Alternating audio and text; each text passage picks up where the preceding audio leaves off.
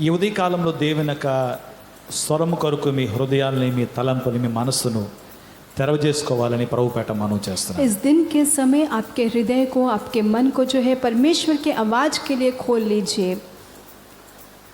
ఈరోజు దేవుడు మనకు అద్భుతమైన సందేశాన్ని, దేవుడు మనల్ని ఆయనక సహాయాన్ని మన కొరకు ఏ విధంగా ఆయన మన పట్ల చేయబోతున్నారు అనే విషయాన్ని మీతో దేవుడు మాట్లాడబోతున్నారు. आज परमेश्वर उनके अद्भुत संदेश के द्वारा उनकी सहायता हमें कैसे करने जा रहा है वो हमसे बात करने जा रहे हैं.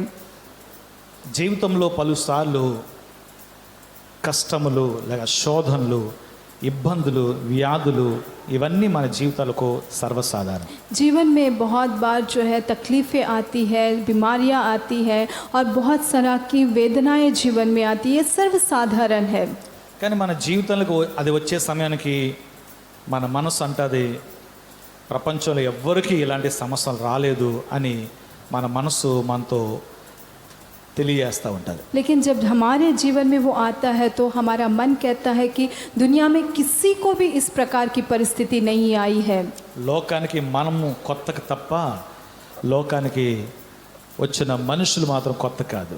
दुनिया में हमारे लिए वो नया है, लेकिन दुनिया में आए वाले लोगों के लिए वो नया नहीं है. మనకంటే ముందుగా కొన్ని కోట్ల ప్రజలు లోకంలో జీవించారు.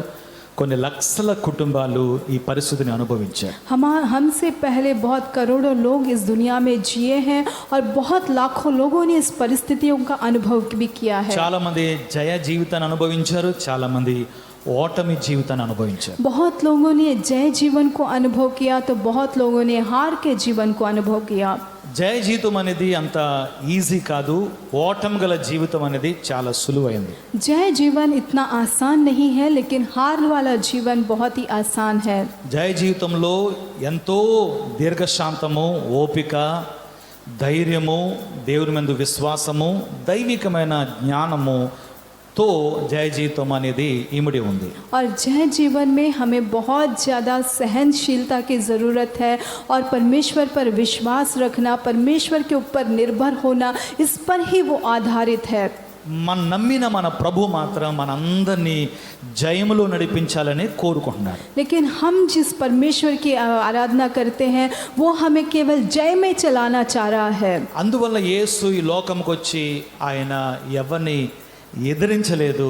ఆయన పరలోకమైన సూత్రాల చేత తన జీవితంలో పలు నిందలు, అవమానాలు, కన్నీల చేత జీవితాన్ని ప్రభుకి సమర్పించుకున్నాడు. इसीलिए यीशु मसीह जब इस दुनिया में आए उन्होंने किसी को उल्टा उत्तर नहीं दिया, लेकिन हर एक परिस्थितियों में तकलीफ़ों को और बहुत ही ज़्यादा अपमानित होते हुए उन्होंने अपने जीवन को यहाँ जिया. చివరికి సంపూర్ణమైన విజయాన్ని సిలువలో కనుపరిచారు. आखिरी में संपूर्ण रीति से विजय को उन्होंने शूली में दिखाया. ఆ యేసు జయించిన జయాన్ని మనము ఆర్భాటముతో ఆయన నామాన్ని మహిమపరుస్తా ఉన్నాం. और वो यीशु ने जो जय को पाया है, उस जय को हम बड़े उत्साह के साथ उनको हम उपासना करते हैं. మరొక భాగం ఉంది, ఓటమి గల జీవితం, ఓడిపోయిన జీవితం. और एक भाग है हारने वाला जीवन. ఓడిపోయిన జీవితం అనేది దేవుని యందు భయభక్తులు గల వారితో పోరాడే జీవితం. और हारने वाला जीवन है परमेश्वर पर भय और भक्ति रखने वालों से लड़ने वाला దేవుని जीवन. మనుషులతోనే పోరాడతారు. परमेश्वर के लोगों से ही वो लड़ते हैं. వారు అనుకుంటున్నారు దేవుడి మీద విశ్వసించిన వారు బలహీనులు అని. और वो सोचते हैं कि जो परमेश्वर पर विश्वास करते हैं वे निर्बल है. ఎందుకంటే దేవుని మీద విశ్వసించే వారు దేవుని యొక్క మాటతో జీవిస్తారు కనుక వారికి తెలుసు ఎక్కడ సహించాలి, ఎక్కడ ఓర్చుకోవాలి, ఎక్కడ కీడు అనుభవించాలి, ఎక్కడ నింద అనుభవించాలో వారికి తెలుసు. क्योंकि परमेश्वर पर जो विश्वास करके चलते हैं उन्हें परमेश्वर के वचन पर वो जीते हैं, इसलिए उन्हें पता है कि कहाँ पर उनको निंदित होना है, कहाँ पर उनको जो है नुकसान आने पर भी उसे सह लेना है, कहाँ किस प्रकार से बर्ताव करना है वे जानते हैं. జయించే వారి దగ్గర కంప్లీట్ ఆన్సర్ ఉంది, ఓడిపోయిన వారి యొద్ద జవాబులు లేవు కనుక వారు ప్రయత్నాలు చేస్తూ ఉంటారు వాళ్ళ మీద జయించడానికి. और जय पाने वालों के जीवन में जो है पूरी रीति से उनके पास उत्तर है, लेकिन जो जय नहीं पाते हैं वे प्रयत्न करते रहते हैं कि इन लोगों के ऊपर वे जय पाले. ఓటమి వెనకాల ఓడిపోయిన శత్రువు ఉన్నాడు, జయించిన వారి వెనకాల జయించిన క్రీస్తు ఉన్నాడు. हार के पीछे हारा हुआ शैतान है तो जय के पीछे जयवंत यीशु है। ఈ రెండిటి మధ్యలో మానవుడు జ్ఞానముతో గ్రహింపుతో దేవుని సహాయంతో అడుగులు వేస్తే అతను కూడా జయ జీవితం జీవించగలుగుతాడు. और ये अगर दोनों विषय को समझते हुए मानव जो है परमेश्वर पर विश्वास रख के अगर आगे बढ़ता है तो वो भी जय जीवन जी सकता है। ఓటమి జీవితాన్ని అసలు దానికి లెక్క పత్రము పద్ధతి దయ కనికరముతో సంబంధం లేదు. और हार वाले जीवन में जो है वहाँ पे कुछ लेखा या कुछ प्रकार की परिस्थिति या किसी भी प्रकार का कुछ भी दया करुणा कुछ भी ज़रूरत नहीं रहता। రిబిలియన్ అంటే దేవుని మీద తిరుగుబాటు చేసే ఆ యొక్క ఆత్మను రిబిలియన్ అంటారు. రిబిలియన్ స్పిరిట్ అంటారు. रिबेलियन स्पिरिट उनके अंदर रहता है जो परमेश्वर के ऑपोजिट में जीना पसंद करते हैं। ఆ ఆత్మ కలిగిన వాడే లూసిఫర్ అనే దూత సాతానుగా మార్చబడ్డాడు. और यही आत्मा को पाया हुआ लूसीफर जो है शैतान के रूप में बदल गया। వాడు ఏం చేస్తాడంటే దేవుని పక్షమున్న బిడ్డలను పడగొట్టాలని రాత్రి పగలు వాడు ప్రయాసపడుతున్నాడు. वो क्या करता है जो परमेश्वर के पक्ष में लोग हैं उनको गिराने के लिए रात और दिन प्रयास करते रहता है।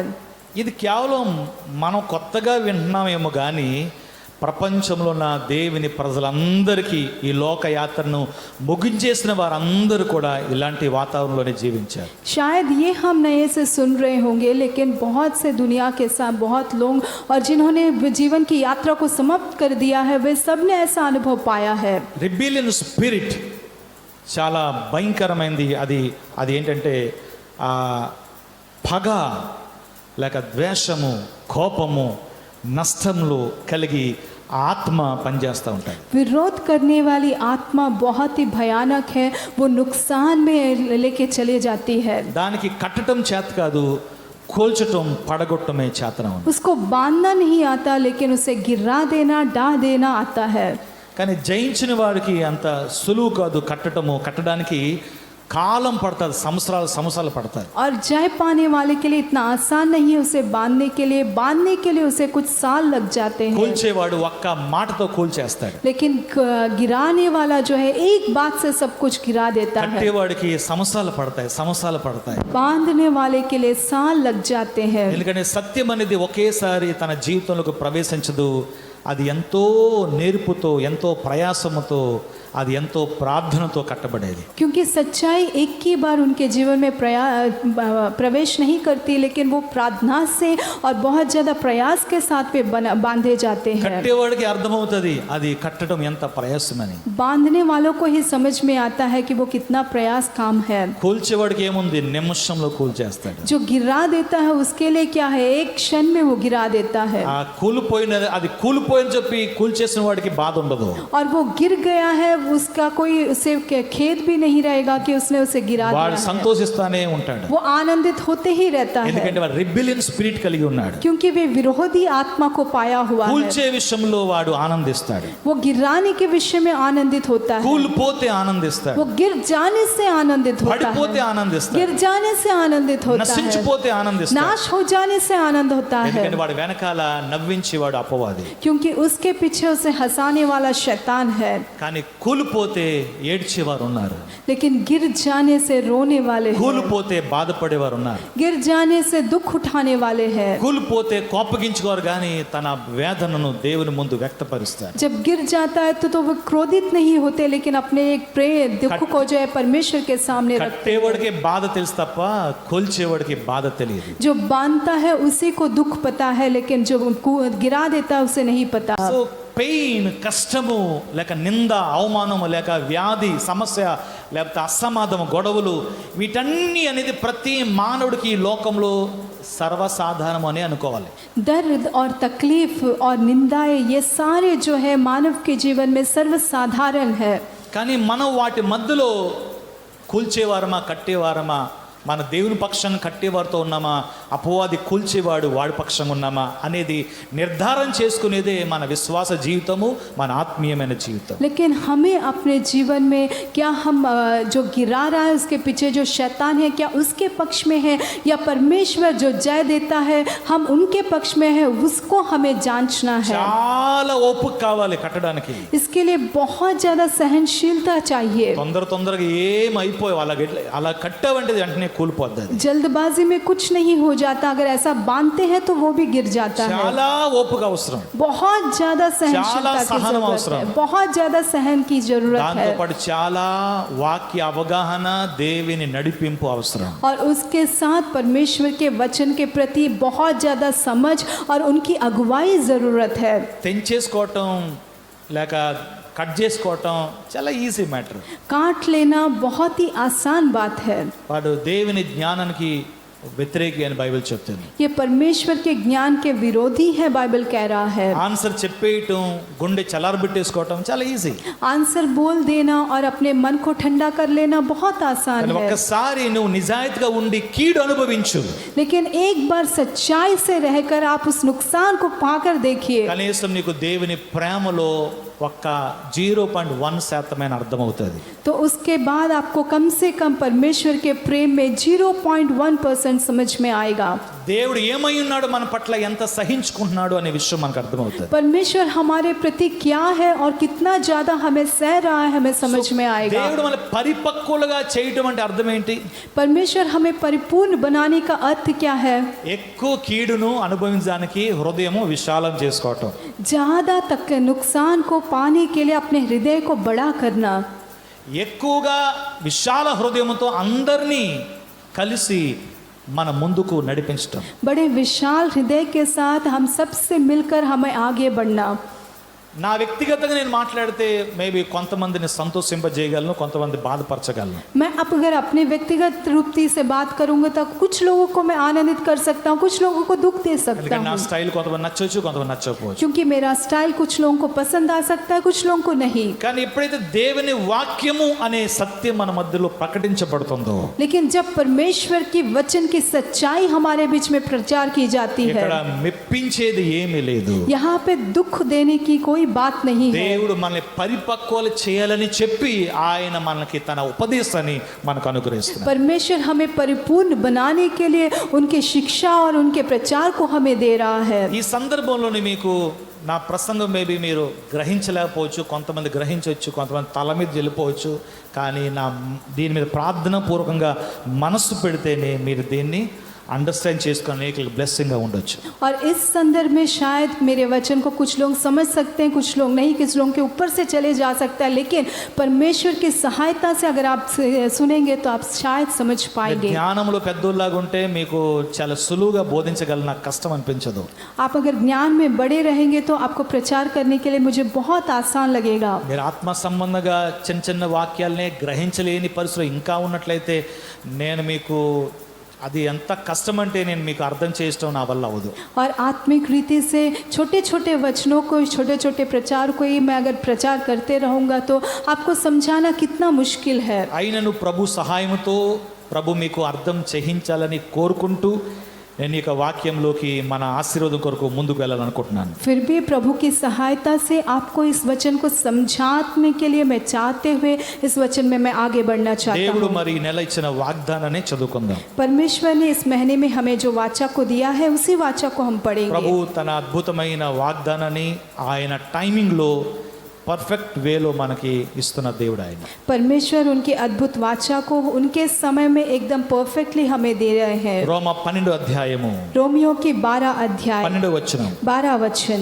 నిరీక్షణ గలవారే సంతోషించుచు శ్రమయందు ఓర్పు గలవారే ప్రార్థనయందు పట్టుదల కలిగి ఉండుడి. आशा में आनंदित रहो, क्लेश में स्थिर रहो, प्रार्थना में नित्य लगे रहो. నిరీక్షణ గలవారే సంతోషించుచు. आनंद में, आशा में आनंदित रहो.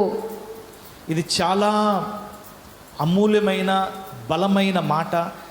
మీకు తెలియజేసిన తర్వాత మీకు దాని అర్థమవుతుంది. నిరీక్షణ అనే మాట ఎంత ఆశీర్వాదమైంది, ఎంత ఘనమైనది. ये बहुत ही बहुमूल्य और बलवंत बात है कि इसको मैं प्रचार करूंगा तो आपको समझ में आएगा ये कितनी ही बलवंत बात है। హోప్ అని ఇంగ్లీష్లో చెప్తుంది. इसको जो है आशा इंग्लिश में होप कहते हैं। హోప్ అనే మాట మనందరికీ సమీపమైంది, ఇష్టమైంది. దాని మీద మన క్రైస్తవం ఆధారపడి ఉంది. होप जो बात है हम सबके समीप है, हम सब पसंद करते हैं और इसी पर मसीह जीवन आधारित है। చాలా సులువైన మాట నిరీక్షణ లేక హోప్ అని చాలా సింపుల్గా మనం వింటున్నాం. बहुत ही आसानी बात है कि आशा रखना, కానీ దేవుని ఆత్మ మనల్ని దాని గ్రహింపులోకి లోపలికి తీసుకువెళ్తే ఒక బ్యూటిఫుల్ వేలో దేవునితో మనం కనెక్ట్ అవుతాం. लेकिन परमेश्वर की आत्मा के समझ से अगर हम उसकी गहराई में जाएंगे तो सुंदर तरीके से हम उस वचन से कनेक्ट हो जाएंगे। మనకి 1 కొరింథీ 13:13లో 3 విషయాలు ఉంటాయి. క్రైస్తవం కావాల్సిన ఫౌండేషను ప్రేమ, నిరీక్షణ, విశ్వాసము. ఈ మూడిట్లో శ్రేష్టమైనది ప్రేమయే. ఈ మూడు నిలిచి ఉంటాయి. వీటిలో శ్రేష్టమైనది ప్రేమ అని చెప్పి రాయబడి ఉంది. और हमारे लिए पहले कोरिन्थियों के 13:13 में लिखा गया है कि आशा और प्रेम और दीर्घ शांत सहनशीलता, धीरज, और इस तीनों में से जो है बहुत मुख्य लिखा गया है कि प्रेम है। ప్రేమ చాలా శ్రేష్టమైనది. प्रेम बहुत श्रेष्ठ है। ఐ డోంట్ నో ప్రేమ అనేక రియల్ మీనింగ్ మీరు ఇంతకాలం క్రైస్తవులో మీరు తెలుసుకున్నారో లేదో నాకు తెలియదు. मैं नहीं जानता कि इतने काल के आपके मसीह जीवन में आपने प्रेम का मतलब समझा है कि नहीं। అది చాలా లోతైన ఓట. అది ये बहुत ही गहराई की सोता है। ఈ రోజుకి నేను దాన్ని అనుభవంతో నేర్చుకోవాలనే ప్రయత్నాల్లోనే ఉన్నాను. आज भी मैं अनुभव से उसे सीखने के प्रयत्न में ही हूँ। దేవుడు ప్రేమ ఉన్న ఒక్క మాటలో మనం తీసేస్తాం, కానీ అపోస్తలుడైన పౌలు దానికి రియల్ మర్మంను, రియల్ పరిస్థితిని మన ముందు పెట్టారు. परमेश्वर प्रेमी है उसे हम एक बात में ऐसे ही निकाल देते हैं, लेकिन प्रेरित पौलुस ने उसे बहुत ही सुंदर तरीके से उसके मीनिंग को वहाँ रखा है। 13:4 చదువుదాం. 1 కొరింథీ पहले कोरिन्थियों का 13:4 हम पढ़ेंगे। ఎందుకంటే లవ్ అర్థం కాకపోతే హోప్ అర్థం కాదు. क्योंकि अगर प्रेम समझ में नहीं आएगा तो आशा भी समझ में नहीं సో ఒక आएगा। ప్రేమ అనే మొదటి విషయాన్ని మనం గ్రహించిన తర్వాత నేను నిరీక్షణలోకి వెళ్తాను. इसलिए पहले हम प्रेम को समझेंगे, उसके बाद आशा में जाएंगे। ఎందుకంటే ఇది ఈ మూడు కూడా ఎటర్నల్ అంటే నిలిచి ఉండేవి. क्योंकि ये तीनों जो है हमेशा बने रहने वाली है। బెస్ట్, బెటర్ ఈ మూడిట్లు చూసుకుంటే శ్రేష్టమైన క్వాలిటీ ప్రేమకు ఉంది. और बेस्ट, बेटर और बेटर में अगर हम देखेंगे तो इसमें श्रेष्ठ है प्रेम। ఆ ప్రేమ గాని మన గ్రహింపుకు వస్తే, अगर ये प्रेम हमारे समझ में आ जाता సో है, మనం ఆత్మ సంబంధంగా చాలా బ్లెస్ అవుతాం. हम आत्मिक रीति से बहुत ज्यादा आशीषित होंगे। 13:4 13:4 ప్రేమ దీర్ఘకాలము సహించును. प्रेम धीरजवंत है। చెప్పండి, దీర్ఘకాలము సహించును. कहिए प्रेम धीरजवंत है। ఆమేన్. आमेन। దీర్ఘకాలం సహిస్తాడు. धीरजवंत है, हमेशा ప్రేమ सहते रहेगा। దయ చూపించును. और प्रेम जो है कृपालु है। ఏం చేస్తుంది? ప్రేమ దయ చూపిస్తుంది. प्रेम कृपालु ప్రేమ है। మత్సరపడదు. ప్రేమ ఏం చేయదు? మత్సరపడదు. प्रेम डाह नहीं करता। ప్రేమ డంబముగా ప్రవర్తింపదు. ప్రేమ డంబముగా ప్రవర్తింపదు. प्रेम अपनी बड़ाई नहीं करता। ప్రేమ ఉప్పొంగదు. और प्रेम फूलता नहीं। ప్రేమ అమర్యాదగా నడవదు. प्रेम अनिरीति से नहीं चलता। ప్రేమ స్వ ప్రయోజనమును విచారించుకొనదు. प्रेम अपनी भलाई ही नहीं चाहता। ప్రేమ త్వరగా కోపపడదు. प्रेम जल्दी झुलझुलाता नहीं। ప్రేమ అపకారమును మనసులో ఉంచుకొనదు. और प्रेम बुरी नहीं मानता। ప్రేమ దుర్నీతి విషయమే సంతోషపడదు. और प्रेम जो है कुकर्म से आनंदित नहीं होता। సత్యమునందు సంతోషిస్తుంది. प्रेम जो है सत्य से आनंदित होता ప్రేమ है। అన్నిటికీ తాలుకొనును. प्रेम सब बातें सह लेता है। అంటే అన్నిటిని కప్పును అని అర్థం. इसका मतलब है सबको छिपाता है। ప్రేమ అన్నిటినీ నమ్మును. सब बातों की प्रतीति ప్రేమ करता है। అన్నిటినీ నిరీక్షించును. और प्रेम सब बातों की आशा ప్రేమ रखता है। అన్నిటినీ ఓర్చును. और प्रेम सब बातों में धीरज ప్రేమ रखता है। శాశ్వత కాలముండును. और प्रेम कभी टलता नहीं। చేత దేవుని స్తోత్రాలు हाथों చెల్లిద్దాం. को उठाकर हम स्तुति करेंगे। This is the love real meaning. దీనికి ये प्रेम का असली मतलब है। ప్రేమ అంటే భార్య భర్తలు ప్రేమించుకోది, ప్రేమికులు ప్రేమించేది, తల్లి తన భర్తను తల్లి తన పిల్లలు ప్రేమించేది, తండ్రి తన పిల్లలు ప్రేమించేది. This is all love. But love యొక్క రియల్ మీనింగ్ అనేది ఇది. प्रेम का मतलब पति पत्नी प्रेम करना या दो प्रेमिके प्रेम करना या बच्चों को माता पिता प्रेम करना, बच्चे माता पिता को प्रेम करना, ये प्रेम है. लेकिन प्रेम का असली मतलब ये है. चलिए దేవుని స్తోత్రం చెప్దాం. हाथों को उठाकर हम स्तुति करेंगे. It's a most powerful character is a love. और इसमें बहुत ज़्यादा पावरफुल कैरेक्टर है लव. మన ఇందులో మనం ఎదిగితేనే నువ్వు ప్రేమను సరిగ్గా అర్థం చేసుకుంటావు. హౌ గాడ్ ఇంకెంత గొప్పవాడనేది నీకు అర్థమవుతుంది. हम अगर इसमें बढ़ेंगे तभी हम अच्छे से समझ पाएंगे कि परमेश्वर कितना ज़्यादा प्रेमी है. దేవుడు మన పట్ల ఎంత ఎంత ఎంత ఎంత ప్రేమ కలిగి ఉన్నాడని అర్థమవుతుంది. परमेश्वर हमारे प्रति कितना ज़्यादा प्रेम को रखा है हमें समझ में आएगा. మీరు గృహంకి వెళ్ళి 1 కొరింథీ 13 అధ్యాయం అంతా మీరు చదవండి. आप घर जाकर पहले कोरिन्थियों का 13th अध्याय पूरी रीति से पढ़िए. The most best thing is love అని రాసి ఉంటుంది. इसमें बहुत सुंदर अच्छा विषय है प्रेम. అది క్యారెక్టర్ తో సంబంధించింది, గుణముతో సంబంధించింది. ये स्वभाव से संबंधित है. హల్లెలూయా. हालेलुया. గుణముతో సంబంధించింది. हमारे गुण से అది संबंधित है. పెదాల మీద లేదది, वो हमारे ओठों पर नहीं है, చూపుల్లో లేదది, वो हमारी आंखों में అది नहीं है, తలంపులో లేదది, हमारे विचारों में అది नहीं है, చెవుల్లో లేదది. हमारे कानों में नहीं మన है, క్రియలతో కూడింది ప్రేమ. हमारे क्रियाओं से भरा हुआ సో है మన प्रेम. దేవుడు ఊరికే నోట్తో ఐ లవ్ యు అని అనట్లేదు. हम परमेश्वर हमें ऐसे ही अपने मुंह से आई लव यू नहीं कह रहा. ఆయన క్రియలతో ఆయన సహించి ఆయన ఓర్చుకొని ఆయన మన పట్ల దీర్ఘశాంతి చూపుతూ అపకారాన్ని మనసులో ఉంచుకోకుండా ఆయన మన పట్ల దయ కలిగిస్తా ఉన్నాడు. वो अपनी क्रियाओं के द्वारा बहुत ज़्यादा सहनशीलता से हम सबको जो है सहते हुए, हमें कुछ भी ना कहते हुए उनके प्रेम को हमारे प्रति दिखा रहे हैं. అది ఇప్పుడు నేను చెప్పే మాట నిరీక్షణలోకి వస్తున్నాను. నేను अभी मैं जो बात कह रहा हूँ मैं आशा में आ रहा हूँ. నిరీక్షణ అనేది మనకి అర్థం అవ్వాలంటే ప్రేమ మనలో ఉండాలి. अगर आशा हमें समझ में आना है तो प्रेम हमारे अंदर रहना है. డివైన్ లవ్ గాని మనం లేకపోతే, ये अगर दैविक प्रेम हमारे अंदर नहीं है, మనము ఏమి చేస్తున్నామో ఏం జీవిస్తున్నామనే ఆత్మీయ పరిధిలో ఎక్కడున్నామో అనేది మనకు అర్థం కాదు. हम क्या कर रहे हैं, कैसे जी रहे हैं आत्मिक जीवन में, कहाँ किस परिस्थिति में, कुछ समझ में नहीं చాలా आएगा. మంది అపోహలో క్రియల్ని చూపించి నేను ప్రేమిస్తున్నాను అనుకుంటున్నారు. बहुत लोग कल्पनाओं में कार्यों को दिखाते हुए मैं प्रेम कर रहा हूँ నేను सोच అంత रहे हैं. చేస్తాను ప్రేమ కాదా, मैंने इतना किया क्या ये ఎంత प्रेम नहीं చేస్తాను है, ప్రేమ కాదా, इतना किया मैंने ये అంత प्रेम नहीं చేస్తాను है, ప్రేమ కాదా? उतना किया मैंने ये प्रेम नहीं है. కాదు అని నేను చెప్పట్లేదు, కానీ బైబిల్ రియల్ ప్రేమ ఏంటో మనకు నేర్పిస్తా ఉంది. नहीं है ऐसा मैं नहीं कह रहा, लेकिन बाइबल हमें सिखा रही है कि असली प्रेम क्या है. 13:1 నుంచి చదివితే 13:1 से अगर हम पढ़ेंगे, మనుషుల భాషలతో దేవదూతల భాషలతో నేను మాట్లాడినను, ప్రేమ లేని వాడైతే మ్రోగిడి కంచును గణగణలాడు తాళంనై ఉందును. यदि मैं मनुष्यों और स्वर्गदूतों की बोलियां बोलूं और प्रेम न रखूं तो मैं टनटनाता हुआ पीतल और झंझनाती हुई झांझ हूँ. అంటే ఒక వ్యక్తికి ఎన్నో రకాలమైన దేవుని ఆత్మీయ వరములు ఉన్నాయి. इसका मतलब है एक व्यक्ति को बहुत ज़्यादा आत्मिक वरदान है. జస్ట్ అందులో క్రీస్తు ప్రేమ లేనందువలన అవన్నీ ఓన్లీ గంట కొట్టడానికి తప్ప దేనికి పనిచేయవంట.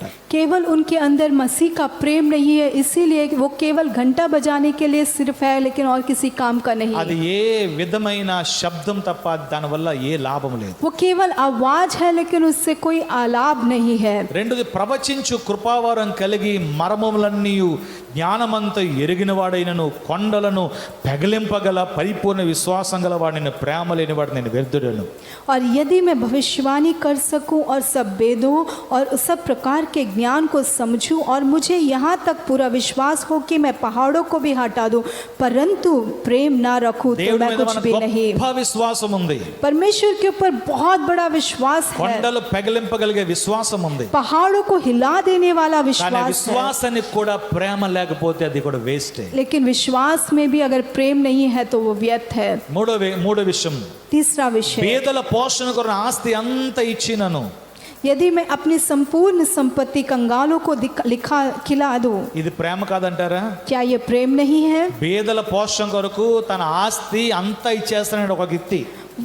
वो जो है अपनी संपत्ति कंगालों को पूरी रीति से दे दे रहा है। ఒక ఆస్తి అంతా ఇచ్చేస్తున్నాడు ఆ బీదలకి. उसकी संपत्ति को पूरा वो ఆ एक బీదల कंगालों మీద को दे దయ रहा కలిగి है। ప్రేమ కలిగి ఆస్తి ఇచ్చేస్తున్నాడు. कंगालों पर दया करके प्रेम से वो अपनी संपत्ति को दे रहा ప్రేమ है। కాదా?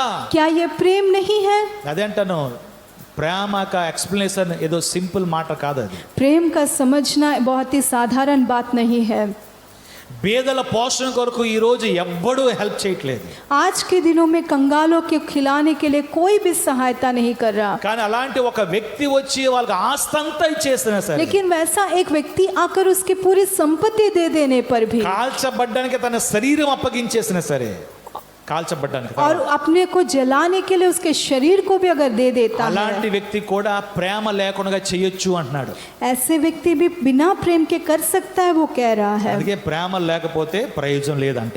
इसीलिए अगर प्रेम नहीं है तो कोई लाभ సో नहीं है। ప్రేమ లేకుండా బోల్డ్ చేసేవాళ్ళు ఉన్నారు, కానీ దాన్ని ప్రేమ ప్రేమ నమ్ముకొని ఉన్నాం. प्रेम के बिना बहुत कुछ करने वाले हैं, लेकिन हम उसे प्रेम करके विश्वास करते हैं। మనకు మనం మోసగించుకోకుండా ఉండడానికి అపోస్తలుడైన పౌలు ప్రేమ का రియల్ క్యారెక్టర్ ని రాస్తా ఉన్నాడు. हमें अपने आप को धोखा नहीं देने के लिए पौलुस जो है प्रेम के असली अर्थ को यहाँ लिख रहा మనం है। ఏదో చేసేసామని చెప్పి దేవుని ముందు గొప్పలో డబ్బాలు కొట్టుకుంటామని చెప్పి ఆల్రెడీ పరిశుద్ధాత్మ దేవుడికి తెలుసు. हम कुछ कर दिए हैं, अपनी हम बड़ाई करते रहेंगे, ये पवित्र आत्मा परमेश्वर जानते हैं। అంటిల్ యువర్ డెత్, నీ మరణం వరకు आपके मृत्यु तक ప్రేమ యొక్క క్యారెక్టర్ ని నువ్వు విడిచిపెట్టకూడదు. प्रेम के स्वभाव को आपको नहीं छोड़ना है, అది నీలోనే ఉండాలి. वो आप ही के अंदर रहना है। ఆ క్యారెక్టర్ నే మనం 4వ వచనం చదువుకున్నాం. और वही स्वभाव को हमने 4वें वचन में पढ़ा है। అది ఏం చదువుకున్నాము? हमने क्या पढ़ा है? ప్రేమ దీర్ఘకాలం సహించును, దయ చూపించును, ప్రేమ మత్సరపడదు, ప్రేమ డంబముగా ప్రవర్తించదు, ప్రేమ ఉప్పొంగదు, ప్రేమ అమర్యాదగా నడవదు, ప్రేమ స్వప్రయోజనం విచారించుకోదు, ప్రేమ త్వరగా కోపపడదు, ప్రేమ అపకారం మనసులో ఉంచుకోదు, ప్రేమ దుర్నీతి విషయమే సంతోషపడదు, ప్రేమ సత్యమందు సంతోషించును, ప్రేమ అన్నిటిని తాలుకొను, ప్రేమ అన్నిటిని నమ్మును, ప్రేమ అన్నిటిని నిరీక్షించును, ప్రేమ అన్నిటిని ఓర్చుకును, ప్రేమ శాశ్వత కాలం ఉండును. प्रेम धीरजवंत है और कृपालु है, प्रेम डाह नहीं करता, प्रेम अपनी बड़ाई नहीं करता और फूलता नहीं, वह अनिरीति नहीं चलता, वह अपनी भलाई नहीं चाहता, झुंझुलाता नहीं, बुरा नहीं मानता, कुकर्म से आनंदित नहीं होता, परंतु सत्य से आनंदित होता है, वह सब बातें सह लेता है, सब बातों की प्रतीति करता है और सब बातों की आशा रखता है, सब बातों में धीरज धरता है।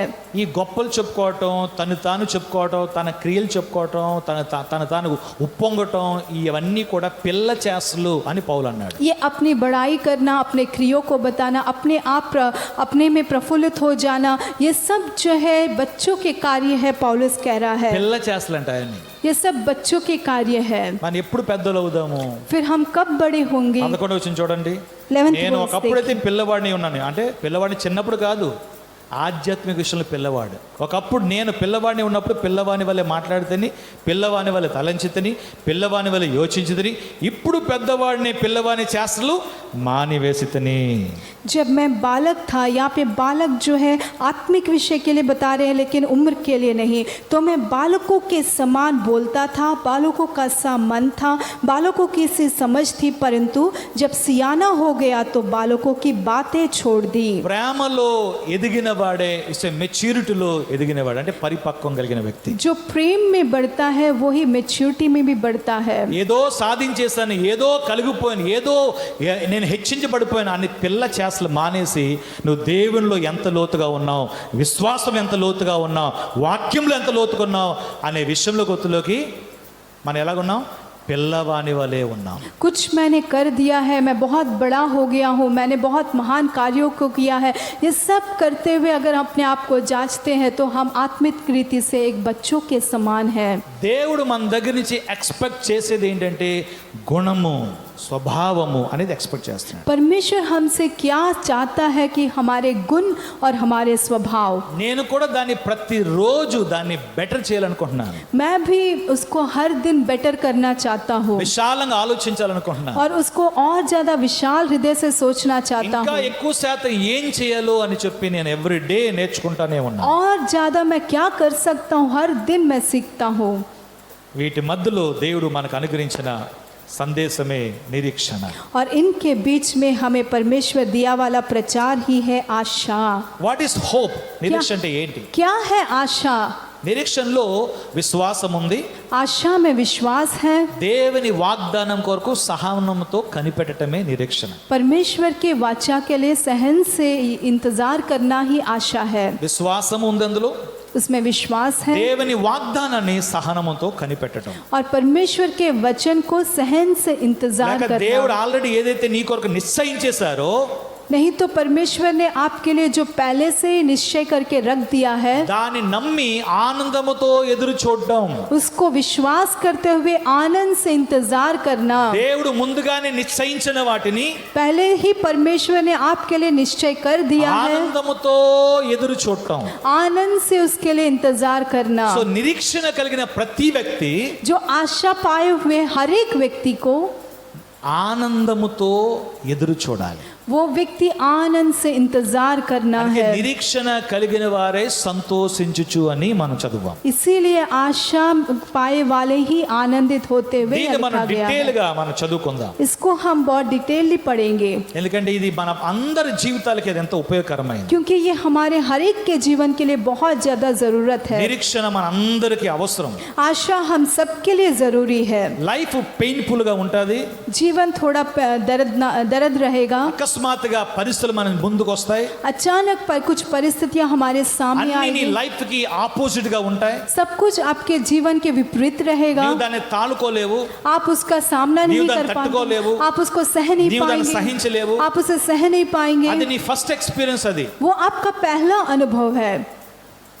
దేవుని హార్ట్ ని లోపల నీ యొక్క ఒక ఒక ఒక మెషిన్ పెట్టి నీ యొక్క ఫెయిత్ ఎంత ఉంది, నీ హోప్ ఎంత ఉంది, ఆయన మీద శ్రద్ధ ఎంత ఉందని చెప్పి అప్పుడప్పుడు నీకు మెషిన్ పెట్టి టెస్ట్ చేస్తాడు ఆయన. परमेश्वर आपके हृदय में एक मशीन को रखकर आपका फेथ विश्वास कितना ज़्यादा है, आशा कितनी ज़्यादा है और परमेश्वर के प्रति आपकी श्रद्धा कितनी ज़्यादा है वो टेस्ट करते रहते నువ్వు हैं. దేవుని వాక్యంలో నువ్వు గ్రహింపులో ఉన్నట్లయితే నీకు గ్రహింపు అర్థమవుతుంది కనుక నీవు దాన్ని తట్టుకుంటావు, విశ్వాసంతో ఎదురు చూస్తావు. अगर आप परमेश्वर के वचन को समझते हैं तो वो आपको समझ में आएगा और आप इसे सह पाएंगे. ఇతర జీవితాల్ని నువ్వు పరిశోధించినప్పుడు పరీక్షించినప్పుడు వారి జీవితాలు అలాగ వచ్చినప్పుడు వారు ఏమి చేశారు అనేదే ఒక భక్తి కలిగిన స్త్రీకి, భక్తి కలిగిన పురుషునికి సరైన మార్గము. और एक भक्ति स्त्री और भक्ति पुरुष का ठीक मार्ग क्या है कि जब परिस्थितियां आती है तो दूसरों ने उस परिस्थिति में क्या किया उसको What should I जांचना. do? నేను ఈ టైంలో ఏం చేయాలి? मैं इस समय पे क्या कर सकता हूँ. ప్రతి ఓలికి వారి యొక్క ఆత్మీయమైన కేర్ సెల్ఫ్గా వారికే ఉండాలి. हर एक के जीवन में अपना आत्मिक जीवन का जो केयर है उनका अपना ही रहना అన్నాను चाहिए. కదండి, కట్టడం అనేది మీ ఆత్మీయ జీవితం కట్టుకోవటం కూడా అంత సులువు కాదు. मैं कह रहा हूँ ना कि बांधना इतना आसान नहीं है. ఎంతో అనుభవాలతో తప్ప అవి మీరు దాన్ని నేర్చుకోలేదు. बहुत ज्यादा अनुभव के साथ ही आप उसे सीख सकते हैं. నేర్చుకున్న వాడికే అర్థమవుతుంది ఎంత కష్టంగా ఆ విషయాన్ని నేర్చుకున్నాడు. जो सीखता है उसे ही समझ में आता है कि उसने कितने तकलीफ से उसे सीखा है. నేర్చుకొనని వ్యక్తికి గ్రహింపు, జ్ఞానము, బుద్ధి ఉండదు కనుక వారు ఏమి చేస్తున్నారో వారు దాన్ని వారికి వారే గ్రహించక చేస్తూ ఉంటారు. जो नहीं सीखते हैं उनके पास ज्ञान और उसका पास समझ नहीं रहता है, इसलिए वे क्या कर रहे हैं उन्हें ही समझ में नहीं కానీ आता. చిన్నయో పెద్దయో మీ జీవితాల సమస్యలు వచ్చినప్పుడు लेकिन जब छोटी या बड़ी आपके जीवन में जब समस्याएं आती हैं, మీకు ఎంత శక్తి ఉందో అంతకంటే ఎక్కువ బరువు మీ మీద పెట్టడు దేవుడు. आपके पास कितना ज्यादा सामर्थ्य है उससे बढ़कर बोझ आपके ऊपर वो ఆ नहीं బరువు रखेंगे. వస్తులోకి నా జీవితకాలం అంతా దీంతోటే ముగించిపోతుంది అని నువ్వు ఆలోచించక్కర్లేదు. ये बोझ आते ही मेरा पूरा जीवन इसी से समाप्त हो जाएगा ऐसा सोचने की जरूरत नहीं है. మన జీవితం పైన, మన కుటుంబాల పైన, లేక మీ వ్యక్తిగత జీవితం పైన వచ్చే ఏ సమస్య అయినా సరే, हमारे जीवन में या हमारे व्यक्तिगत जीवन में या परिवार में कोई भी समस्या जो भी आती है, దేవుని వాక్యముతోనే ధైర్యం తెచ్చుకోవాలి. केवल परमेश्वर के वचन से ही हमें धैर्य को पाना है. దేంతో తెచ్చుకోవాలి? किससे पाना है? దేవుని వాక్యముతోనే ధైర్యం తెచ్చుకోవాలి. परमेश्वर के वचन से ही हमको धैर्य पाना है. నేను వాక్యం చూపే మునుపు చిన్న ఉదాహరణ చెప్తాను. मैं वचन दिखाने से पहले एक छोटा उदाहरण बता रहा हूँ, కేర్ఫుల్గా వినండి. ध्यान पूर्वक सुनिए. ఇది మనకు సంబంధించిన కాదు, మన మెదడుకి అర్థమయ్యేది కాదు, కానీ వినండి, దాని భావాన్ని గమనించండి. इससे ये हमसे संबंधित नहीं है और हमारे ज्ञान से संबंधित नहीं है, लेकिन इसे सुनिए और उसके अर्थ को आप समझिए. ఆది కాండం మొదటి అధ్యాయంలోనే ఆ కార్యము దేవుడి ద్వారా జరిగింది. उत्पत्ति के पहले अध्याय में ये कार्य परमेश्वर से किया गया. ఆది కాండం మొదటి అధ్యాయాన్ని మనం అర్థం చేసుకోవడానికి మన వల్ల సాధ్యం కాదు. అంత సైంటిఫికల్ అధ్యాయము మొదటి అధ్యాయం. उत्पत्ति का पहला अध्याय हमें समझने के लिए वो हमसे संभव नहीं है, उतना गहराई और साइंटिफिकली अध्याय है वो. శూన్యంలోనే దేవుడు సృష్టిని చేశారని చెప్పి తన నోటి మాటతోనే అన్ని జగత్తును అందలి వాటన్నిటిని ఆయన సృష్టించారని బైబిల్ చెప్తుంది. शून्य में ही परमेश्वर ने उनकी सृष्टि की है और उनके मुंह की बात से ही सब कुछ उन्होंने बनाया है. हम ఏమైతే देखते हैं. చేశారో అంటే ఏమైతే సృష్టించారో కలిగినదన్నీ కూడా ఆయన లేకుండా, అంటే వితౌట్ గాడ్, అంటే దేవునికి అనుమతి, దేవుడు లేకుండా ఏది క్రియేట్ అవ్వలేదని చెప్పి మన సృష్టి మన కొరకు తేటతెల్లగా చెప్తుంది. जो कुछ सृजाया गया है उस सब में परमेश्वर के बिना कुछ भी नहीं हुआ, उनकी आज्ञा के बिना कुछ भी नहीं हुआ. बाइबल हमें स्पष्ट रीति से అందులో बताती है. బ్యూటిఫుల్ క్రియేషనే మనుషుల క్రియేషన్. और इसमें बहुत ही सुंदर सृजना है परमेश्वर मनुष्य को बनाना. దేవుడు మనిషిని మట్టితో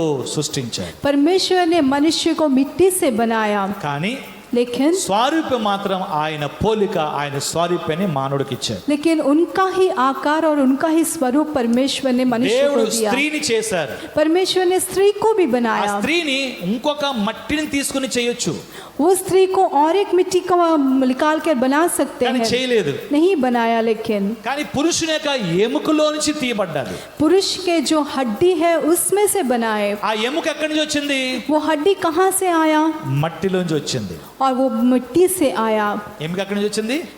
हड्डी कहाँ से మట్టిలోంచి आया? వచ్చింది. मिट्टी సో से आया. మట్టి నుండే దేవుడు ఇంత పెద్ద సృష్టిని తయారు చేశారు. मिट्टी से ही परमेश्वर इतनी बड़ी सृजना की है.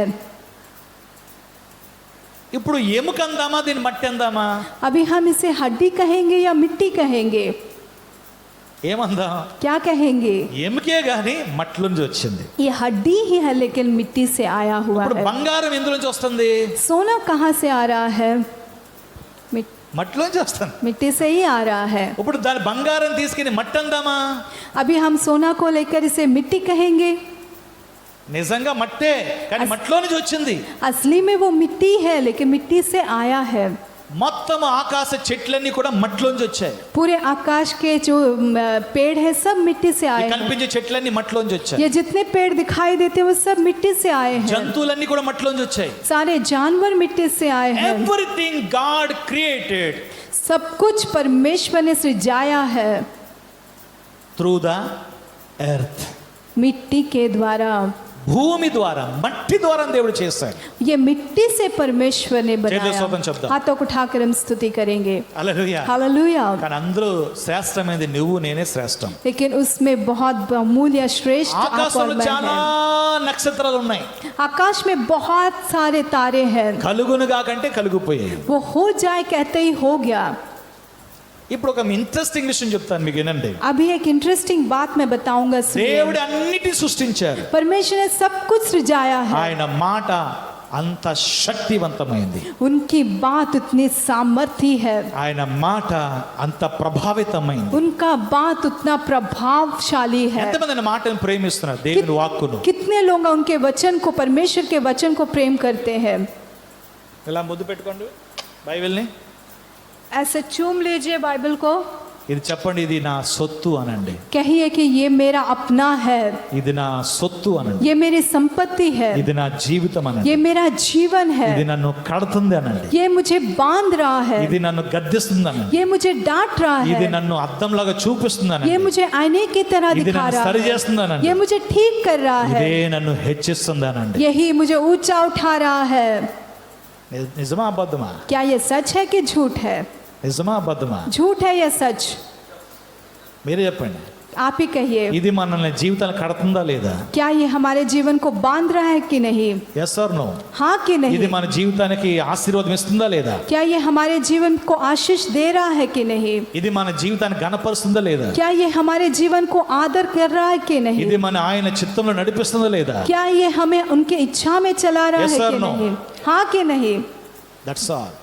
రాయబడిన అన్ని వాక్యాలు మన కొరకే రాయబడ్డాయి. जितने भी वचन लिखे गए हैं सब हमारे लिए ही लिखे गए हैं. God's word is so powerful అని చెప్తుంది. परमेश्वर का वचन बहुत ज्यादा భూమి सामर्थ्य है. ఆకాశం గతించిపోయినా నా మాటలో ఒక సున్నా పొల్లు తప్పిపోదంటున్నాడు. पृथ्वी और आकाश मिट जाए लेकिन मेरे बातों में एक भी शून्य या एक भी डंडी नहीं मिटी जाएगी. ఇప్పుడు చెప్పబోయే మాట వినండి. నేను కూడా దాన్ని వినలేదు, మొదటిసారి మీ ముందు పెడతాను. आप जब मैं जो बोल रहा हूँ आप सुनिए, मैंने भी पहले नहीं सुना, आपके सामने मैं रख रहा हूँ. మీకు తెలిసినంత వరకు భూమి మీద విలువైన ఖనిజం ఏంటి చెప్పండి? విలువైన ఖనిజం ఏంటది? आपके जानकारी तक आपको जो पता है बहुमूल्य जो खाद क्या है? వస్తువు, బహుమూల్య వస్తువు. बहुमूल्य वस्तु మట్ట, కర్ర, పేపర, ఐరన్, అల్యూమినియమా, లేకపోతే పిత్తల, లేకపోతే రాగ, లేకపోతే వెండ, బంగారమా, ముత్యాల, డైమండ్, దాని తర్వాత ప్లాటినమా. డైమండ్ కంటే ముఖ్య ప్లాటినమా. ఏది విలువైంది మీకు తెలుసు? आपके कितना जो क्या बहुमूल्य आप जानते हैं? क्या कॉपर है या पेपर है या मिट्टी है या पीतल है या सोना है या चांदी है या डायमंड है या प्लैटिनम है? మీకేం తెలుసు आप में से आपको क्या पता है? అండి? బంగారం డైమండ్ వరకే తెలుసు అంట. ఓకే, సో డైమండ్ చాలా కాస్ట్లీ అంట. डायमंड बहुत ज्यादा कॉस्टली బంగారం है. 1 గ్రామ్ 5,000 రూపాయలు అనుకోండి. सोना का अगर 1 ग्राम 5,000 5,000 है సో तो డైమండ్ అక్కడ ఒక 1,00,000 రూపాయలు క్యారెక్టర్ బట్టి 1,00,000 రూపాయలు మీరు వేసుకోవచ్చు డైమండ్. और डायमंड का जो कैरेट में तुलना उसका वेट करते हैं उसको 1 బంగారం लाख कर కంటే सकते हैं. Costly platinum. और सोने से बढ़कर है कॉस्टली प्लैटिनम. అది వైట్ గా ఉంటుంది. वो सफेद रहेगा. దీన్ని నిర్ధారించింది ఎవరు? इसको स्थिर करने वाला कौन है? సైంటిస్టులు, साइंटिस्ट ने జ్ఞానవంతులు जो ज्ञानी है उन्होंने పరిశోధించారు. कहा, उसकी उन्होंने खोज की. ఇవి కాక చాలా వెలగల రాళ్ళు ఉన్నాయి. और ये छोड़कर बहुत सारे बहुमूल्य సముద్రంలో पत्थर ముత్యాలు हैं. ఉన్నాయి. समुद्र में मोतियां हैं. పర్ల్స్ అంటారు. उसे हम मोतिया कहते हैं. ఇవన్నీని ప్రభుత్వాలు సో అండ్ సో రేట్కి వారు ఇంత రేట్ అని చెప్పుకోవచ్చు. और इस सब को गवर्नमेंट ने जो है उसका एक रेट रखा है. ఇవన్నీ మట్టిలోనే దొరికాయి. ये सब मिट्टी में ही मिला है. మట్టితోనే చేయబడ్డాయి. मिट्टी से ही बनाया स्तुति गया. करता। स्तुति करेंगे. మట్టిలోనే చేయబడ్డాయి. मिट्टी से ही बनाया गया. మట్టిలోనే ఉన్నాయి. मिट्टी में ही है. అందుకే మీ బాడీలో కూడా అన్నీ ఉన్నాయి, ఇవన్నీ ఉన్నాయి. इसलिए आपके शरीर में भी ये सब कुछ है. మీలో గోల్డ్ ఉంది, మీలో ఐరన్ ఉంది, మీలో ప్లాటినం ఉంది, మీరు అన్నీ ఉన్నాయి. आप में गोल्ड है, आयरन है, प्लैटिनम है, सब कुछ है. మట్టిలో ఏమున్నాయి? మీ శరీరంలో ఉన్నాయి. जितना मिट्टी में है वो सब कुछ आपके शरीर में మనం है. మట్టే, हम मिट्टी है కానీ దానికంటే విలువైన వారం మనం. लेकिन उससे भी बहुमूल्य हम हैं. అయితే రీసెంట్గా చాలా కాలంగా పరిశోధిస్తూ ఒక కొత్త వస్తువుని తెలుసుకోగలిగారు. और रिसेंटली बहुत सारे खोजों को करते हुए एक खोज को उन्होंने रिसेंटली जाना. దాని పేరు ఏంటంటే ఆ వస్తువు పేరు యాంటీ మ్యాటర్. और उस चीज का नाम क्या है? Anti matter. ఏంటది? क्या नाम है? Anti matter. Anti matter. మీకు కావాలితే మీరు గూగుల్లోకి వెళ్ళి వేరే దానికి పరిశోధన చూసుకొని ఉందో లేదా. ANTIMATT anti matter. आप उसे गूगल में जाके उसको आप देख सकते हो उसके बारे దాని में. 1 గ్రాము ఎంత తెలుసండి? उसका 1 ग्राम कितना है 1 आपको पता గ్రాము है? చెప్తున్నాను. 1 గ్రామ్ ఎంత తెలుసండి? 1 ग्राम कितना है पता है आपको? భారతదేశంలో ఎంతైతే జీడిపి డబ్బు ఉందో, भारत देश में जितना जीडीपी इंडिया लो। का पैसा है हमारे देश में, అంత కలిపిన డబ్బుతో उतना पूरा अगर पैसा को मिला दे 4 గ్రాములు యాంటీ మ్యాటర్ కొనొచ్చంట. 4 ग्राम एंटी मैटर खरीद सकते हैं. Only 4 gram. सिर्फ 4 ग्राम. నేను ఏ ఫేక్ న్యూస్ చెప్పట్లేదు. मैं कुछ फेक न्यूज नहीं Scientist बता చెప్పింది रहा. చెప్తున్నాను. जो साइंटिस्ट ने बताया वही मैं बता रहा हूँ. 4 గ్రాములే కొనొచ్చంట. 4 గ్రాములే. केवल 4 ग्राम ही खरीद सकते हैं. ఇది నోట్ చేసుకోండి, తర్వాత మీరు దాన్ని దాన్ని మీరు తెలుసుకోండి. इसको आप नोट करिए और इसके बारे में आप बाद में जानकारी చెప్పబోయే लीजिए। మాట వై, దీనికి నేను ఏదో మీకు ఆలోచన ఇవ్వడానికి జ్ఞానం ఇవ్వడానికి కాదు, కానీ hour God is how powerful అని చెప్పడానికి మీకు చెప్తున్నాను. ये मैं क्यों बता रहा हूँ कि आपको ज्ञान देने के लिए या ये विषय को बताने के लिए नहीं, लेकिन परमेश्वर कितना सामर्थ्य है उसे అమెరికాలో ఉన్న बताने के డబ్బుతో लिए। అంట 1.5 గ్రామే కొనొచ్చంట. अमेरिका में जितनी पैसा है उससे केवल 1.5 ग्राम खरीद सकते हैं। 1 గ్రామ్ యాంటీ మ్యాటర్ తో శ్రీలంక లాంటి మనుషులతో పాటు 100 దేశాలు కొనొచ్చంట. 100 దేశాలు. और 1 ग्राम एंटी मैटर से श्रीलंका जैसे देश और उनके लोगों के साथ 100 देशों को हम खरीद सकते हैं। ఇది ఖరీదైన భూమి మీద ఖరీదైన వస్తువు అని లేటెస్ట్గా సైంటిస్ట్ దీని వెనకాల పరిశోధనలో ఉన్నారు. और ये बहुत लेटेस्टली साइंटिस्ट ने खोजा है कि पूरे पृथ्वी और सृष्टि में बहुत ही बहुमूल्य चीज है। దేవుని సృష్టిలో ఖనిజంలో మానవుడికి 1 గ్రాము యాంటీ మ్యాటర్ కొండను కూడా సత్తు లేని బలహీనుడు అనేది ఒప్పుకోవాల్సింది. और परमेश्वर की सृष्टि में मनुष्य जो है ये एंटी मैटर को नहीं खरीदने वाला है करके आपको अंगीकार करना है। ప్రపంచమంతా కూడగొట్టేస్తే 7 గ్రాములు మాత్రమే యాంటీ మ్యాటర్ కొనొచ్చంట. पूरे दुनिया को अगर बटोर ले तो केवल 7 ग्राम एंटी मैटर खरीद सकते हैं। ప్రపంచంలో సొమ్ము ఎంత ఉందో जितना दुनिया में पैसा है वो सबको अगर बटोरेंगे तो చెల్లి శోధన చేద్దాం. हाथों को उठाकर हम स्तुति करें। విలువైనవి ఉన్నాయని సైంటిస్టులు చెప్తా ఉన్నారు. దీన్ని సృష్టించింది ఎవరు అనేదే ప్రశ్న. बहुमूल्य चीजें हैं साइंटिस्ट बता रहे हैं, लेकिन इसकी सृष्टि किसने की ये प्रश्न है। మరొక విషయం వాళ్ళు ఏం చెప్తారంటే, और एक विषय में क्या कह रहे ఇలాంటి हैं, యాంటీ మ్యాటర్ 7 కేజీలు గాని ఉంటే अगर ऐसी एंटी मैटर 7 किलो अगर है तो ఎంతంట? कितना? 7 కేజీలు. 7 किलो।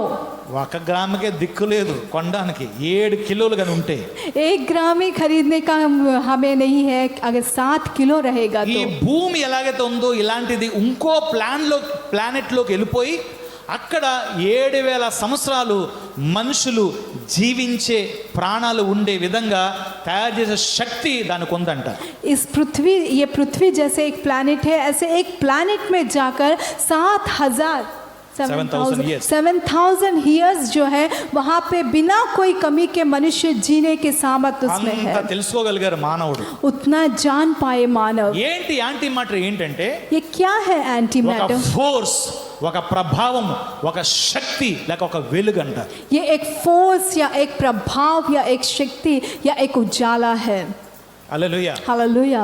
ఇది సైన్స్ చెప్పే విషయం. यही साइंटिस्ट बताने वाला ఇది विषय అవునో है। కాదో నాకు తెలియదు. ये हाँ या नहीं मैं नहीं వాళ్ళు जानता। కనుగొన్నారు, నేను చెప్తున్నాను. उन्होंने खोजा है, मैं बता रहा हूँ। నేను చెప్పేది ఏంటంటే, लेकिन मैं क्या कह रहा हूँ, ఆయన నోటి మాటతో ఇన్ని కోట్ల రూపాయలు కలిగిన విలువైన వస్తువు ఆయన నోటి మాటలో చేయగలుగుతున్నారంటే उनके मुंह की बात से इतने करोड़ों बहुमूल्य वैल्यूबल चीजों को वो केवल उनके मुंह की बात से अगर बना पा ఈ रहा है। లోకంలో విశ్వాసంతో దేవుడు సృష్టికర్తన మాటను విని ఆయన చిత్తానికి లోబడే వారి పట్ల ఇంకెంత ఘనమైన ఆశీర్వాదం ఉన్నదో మీరు తలంచుకోండి ఒకసారి. इस दुनिया में उनके बातों को सुनकर उन पर विश्वास रखने वालों के जीवन में और कितनी बड़ी आशीष है, एक बार आप सोच के देखिए।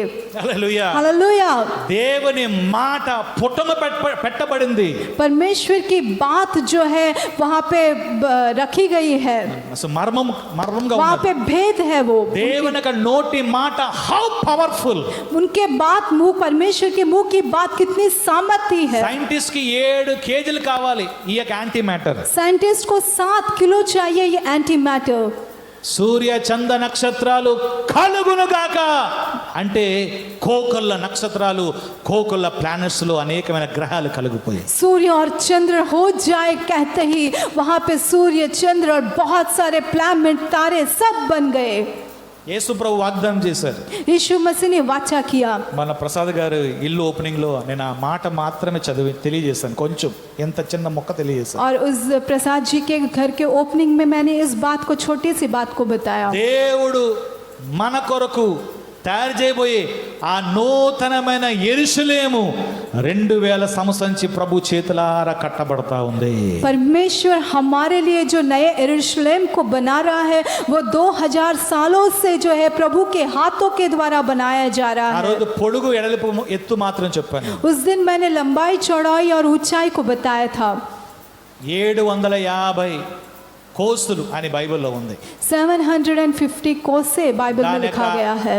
దాని యొక్క మరి రియల్ సంఖ్య వేరే వేరే అనువాదంలో చూసినప్పుడు जब उसके असली संख्या को दूसरे दूसरे अनुवादों में देखे तो దాని పొడుగు 2400 కిలోమీటర్స్, उसकी लंबाई 2400 దాని किलोमीटर వెడల్పు है. 2400 కిలోమీటర్స్, उसकी चौड़ाई 2400 దాని హైట్ किलोमीटर है. 2400 उसकी కిలోమీటర్స్. ऊंचाई 2400 किलोमीटर ఈ है. మొత్తం మీరు క్యాల్కులేట్ చేసుకుంటే ये अगर पूरा आप कैलकुलेट करेंगे तो 57,60,000 స్క్వేర్ కిలోమీటర్ ల్యాండ్లో ఆ యొక్క పరలోకము దేవుడు మన కొరకు నిర్మించి పెట్టారు. 57,60,000 स्क्वायर मीटर्स को जो है స్క్వేర్ కిలోమీటర్ स्क्वायर किलोमीटर्स को जो है स्वर्ग में परमेश्वर ने हमारे लिए बना के रखा है. ఎంతండి? कितना? 57,60,000 స్క్వేర్ కిలోమీటర్ల యొక్క విశాల స్థలములో నూతన యెరూషలేముని దేవుడు అమూల్యమైన రత్నములతో, అమూల్యమైన స్ఫటికముతో, లైక్ ఏ గ్లాస్ లాగా ఉంటుంది, అమూల్యమైన బంగారముతో, వెలగల రాళ్లతో, ముత్యముతో కట్టబడిన దేవుని యొక్క నూతన యెరూషలేము అది భూమి మీదకి దిగిరాబోతుంది. అందులో మనము ప్రభుతో ఉండబోతున్నాము. 57,60,000 स्क्वायर किलोमीटर्स उतना विशाल जगह को परमेश्वर हमारे लिए बनाया है. जो जो बहुत ही बहुमूल्य पत्थर, मोती, सोने से और बहुत ही वैल्यूबल जो है कांच के जैसे एक मटेरियल से परमेश्वर ने हमारे बनाया है. और बहुत शीघ्र उनके आगमन के बाद वो हमारे लिए नीचे उतर के आने वाला है. 70 సంవత్సరాల జీవితం ఇలాగైపోద్దండి, మట్టిలో కలిసిపోద్ది నీ జీవితం. నేను ఎవరిని జ్ఞాపకం చేసుకోవాలని ఉందా?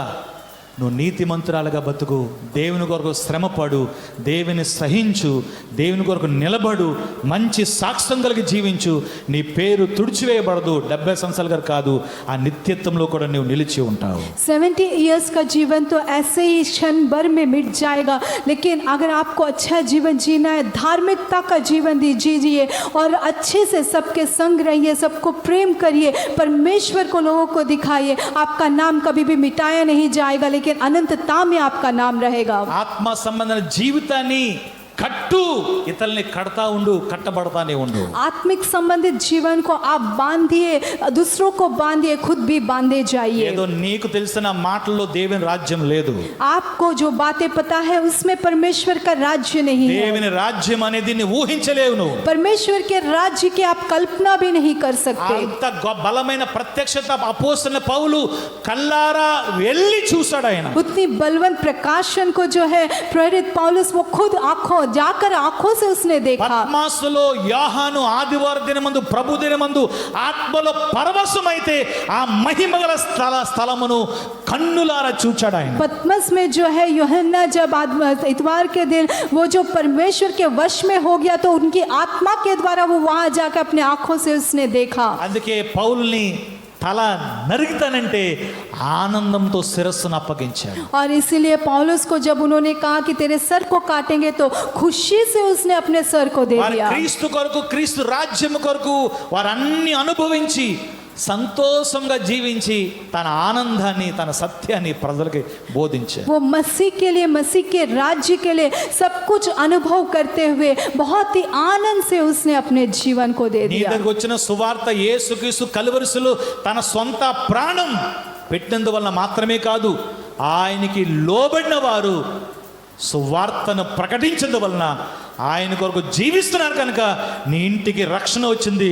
ఈ రక్షణ సాధారణమైనది కాదు, దాన్ని నువ్వు కాపాడుకో.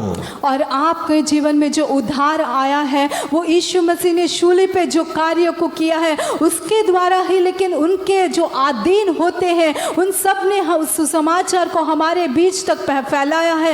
इसीलिए आज के दिन हमारे घर में, हमारे जीवन में उनका उद्धार है. ये बहुत आसानी से नहीं आया, उसे आप बचा के ఈ रखिए. లోకంలో మేము ఏదో సాధించాలి మాకు లేనే లేదు. इस दुनिया में कुछ करके दिखाना ऐसा कुछ నా हमारे लिए ప్రాణమే नहीं है। ప్రభుకి ఇచ్చేసాను. हम अपने प्राण को ही प्रभु को ఎనీ दे టైం देते हैं, ఎనీ సెకండ్. कोई भी समय कोई भी सेकंड సో में। నాకు ఈ లోకంతో పని లేదు. मुझे इस दुनिया से कोई काम నా नहीं। ప్రాణాన్ని లెక్క చేయలేదు ఆయన కొరకు. అందుకు ఆయన దేవుడను, అందుకని కాదు దేవుడిని పిలిచినందువల్ల ఆ విషయం ఎరిగి ఈ లైఫ్ కూడా ముందు అంత విలువైంది కాదని ఎంచుకున్నాను. मैंने अपने प्राण को भी नहीं पकड़ा, परमेश्वर ने मुझे उनका बुलाहट दिया है, इसलिए मैंने इसको जानकर अपने प्राण को भी मैं उनके लिए देने के लिए अपने आप को सौंप दिया। అందువల్ల విషయం తెలుసుకోవాలనుకుంటున్నాను. పూర్వీకులందరూ ఆ మహిమగల రాజ్యం ముందు తన్ను తాను అన్ని సంతోషంగా అప్పగించుకున్నాను. इसीलिए मैं पूर्वजों के बारे में जानना चाहता हूँ कि उन्होंने अपने जीवन को परमेश्वर के राज्य के लिए बहुत आनंद से दे दिया, అయితే వాళ్ళు నడిపించింది ఏంటి? लेकिन उन्हें क्या चलाया? ఇట్స్ ఏ హోప్, నిరీక్షణ. ये आशा है, రాబోయే రోజుల్లో నేను ప్రభువు ముందు ఆ మహిమగల కిరీటాలను నేను పొందుకుంటానన్న నమ్మకం. आने वाले दिनों में वो प्रभु के सामने वो महिमामय मुकुट को मैं पाऊंगा, वो आनंद से।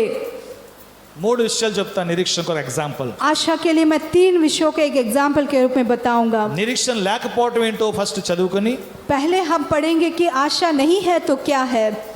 నిరీక్షణ లేకపోవటం. आशा नहीं है तो क्या है। డెత్ కంటే బలమైన శత్రువు ఇంకోటి లేదు. డెత్కి అందరూ లొంగిపోతారు. मृत्यु से भी बलवान शत्रु और कुछ नहीं है, मृत्यु के सामने सब आधीन हो जाते हैं। సో ఆ డెత్ అనే సందర్భం దగ్గర వాడిన పదమే నిరీక్షణ వాడాడు అపోస్తలుడైన పౌలు. और डेथ के पास इस्तेमाल किया गया वचन ही जो है मृत्यु। అక్కడ నిరీక్షణ ఎంత గొప్పగా పనిచేస్తుందో అని నేర్చుకోవాలి అనేదే క్రైస్తవ జీవితం. वहाँ पे आशा कितनी बड़े रीति से काम करती है, इसे सीखने का ही जीवन है मसीह మొదటి जीवन। దశలోనిక 4:13 पहले थिस्सलुनीकियों के 4 अध्याय के 15th वर्स 4:13। సహోదరులారా, నిరీక్షణ లేని ఇతరుల వలె మీరు దుఃఖపడకుండా నిమిత్తము నిద్రించున్న వారి గురించి మీకు తెలియటం మాకు ఇష్టం లేదు. యేసు మృతి పొంది తిరిగి లేచని మనం నమ్మినలా. హోప్ అంటే ఏంటంటే యేసు మృతి పొంది తిరిగి లేచని మనం నమ్మినలా.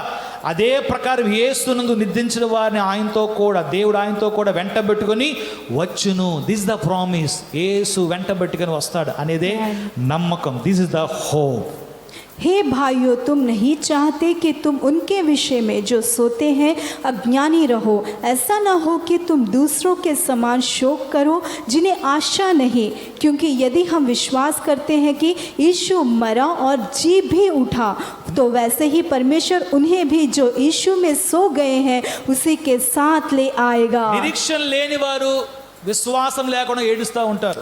जिनके पास आशा नहीं है, बिना विश्वास के वे रोते रहेंगे ఆ దుఃఖము మర్చిపోరు. దాని కొరకు ఆ రోజులు దినాలు చేసుకుంటానే ఉంటారు. और वो दुख को नहीं भूलते और उसको दिन बनाकर उसको याद అంటే करते ही ప్రభు रहते हैं। కంటే ఆ రక్త సంబంధం ఎంత ఎక్కువ కనపరుస్తారో, और प्रभु से भी बढ़कर अपने लहू के रिश्तेदारों को कितना ज्यादा ప్రాణమిచ్చి दिखाते हैं। ప్రేమించి సిలువలో అంత భయంకరంగా మన కొరకు నలగొట్టబడిన ఆ విలువైన ఆ అనుభూతితో, ఆ క్యారెక్టర్తో, ఆ స్ఫూర్తితో మన అపరాధాల్ని మన్నించేసి మనకు క్షమించేసి తన సొంత కూతురుగా కొడుకుగా చేసుకున్న ఆ ప్రేమ కంటే ఆ తల్లి చనిపోయిన, తండ్రి చనిపోయిన, తమ్ముడు చనిపోయిన, అక్క చనిపోయిన, అత్త చనిపోయిన, మామ చనిపోయిన జీవితంలో వాళ్ళు మర్చిపోలేకపోతున్నామండి అంటారు. నాకు అర్థమే కాదు మర్చిపోలేకపోతున్నాం. परमेश्वर ने अपने जान को, अपने लहू को देकर जो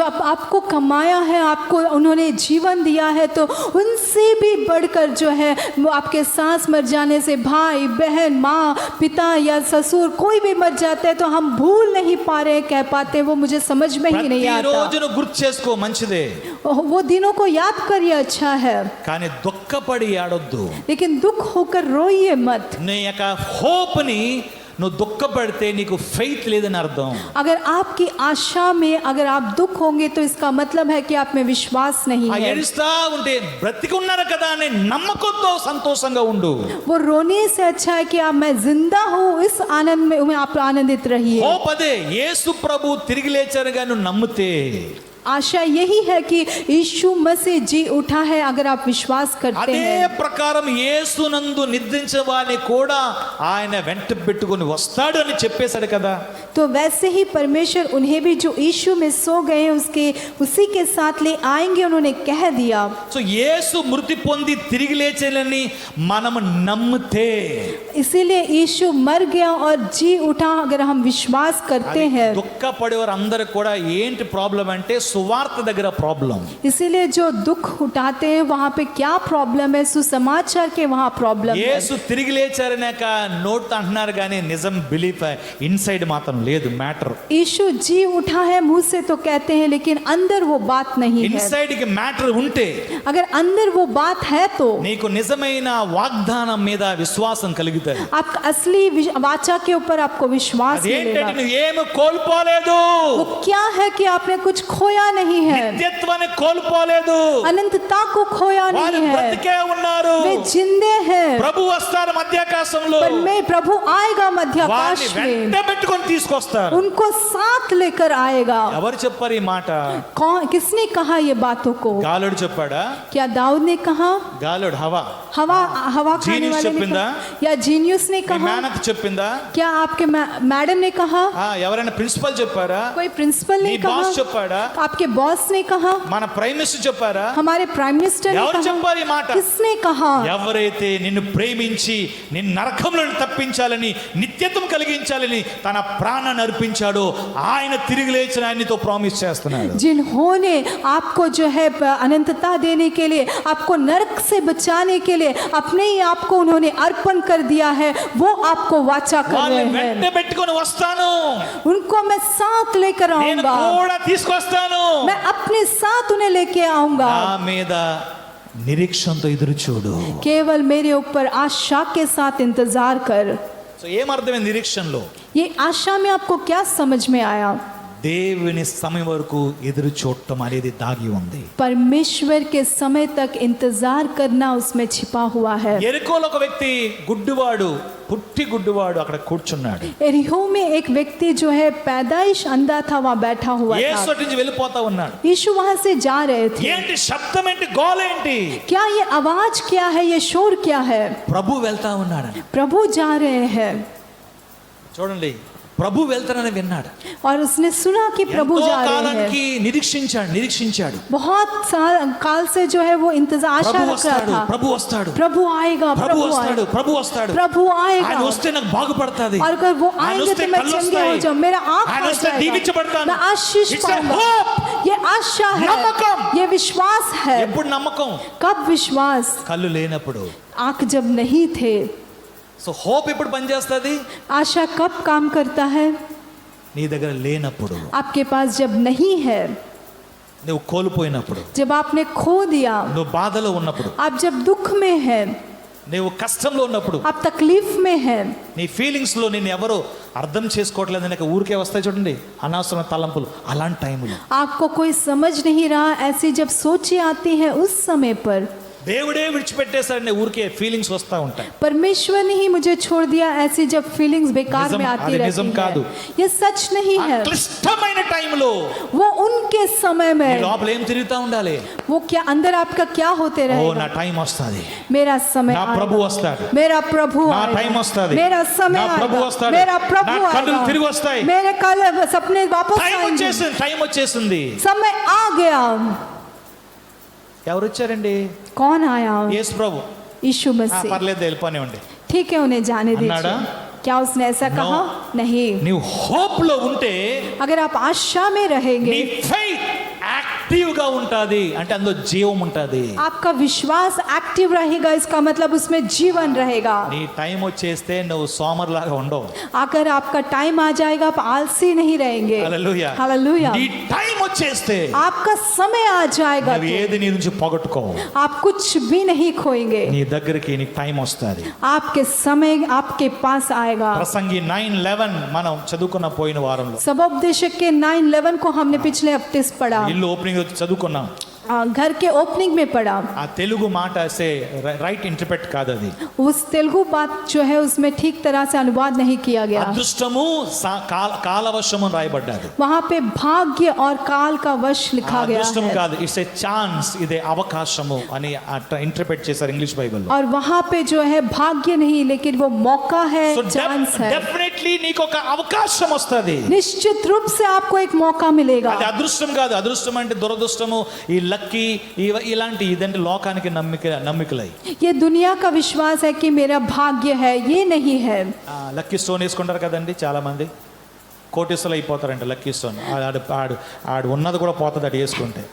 बहुत सारे लोग लकी स्टोन पहनते सोचते हैं कि बहुत ही ऐश्वर्यवान बन जाएंगे, जो है वो भी निकल ఇళ్ళ जाएगा। మీద ప్రీతి, తాడు మీద ప్రీతి, రకరకాల మీద ప్రీతి ప్రజలకి. घर के ऊपर और रस्सी के ऊपर बहुत तरह तरह का विश्वास है लोगों को। వాళ్ళకి నమ్మికలు ఏంటంటే దేదో వాటి మీద किसी न किसी के ऊपर उनका विश्वास है। ఏంటంటే అది అదృష్టం వస్తుందండి. అదృష్టం वो क्या है कि मेरा भाग्य में अच्छा आएगा। ఖచ్చితంగా దురదృష్టం అయితే వస్తుంది అది రాసుకుని, ఎందుకంటే దాని వెనకాల అపవాది పనిచేస్తున్నాడు. निश्चित रूप से आपका दुर्भाग्य आएगा क्योंकि आप मैं लिख के लगता हूँ।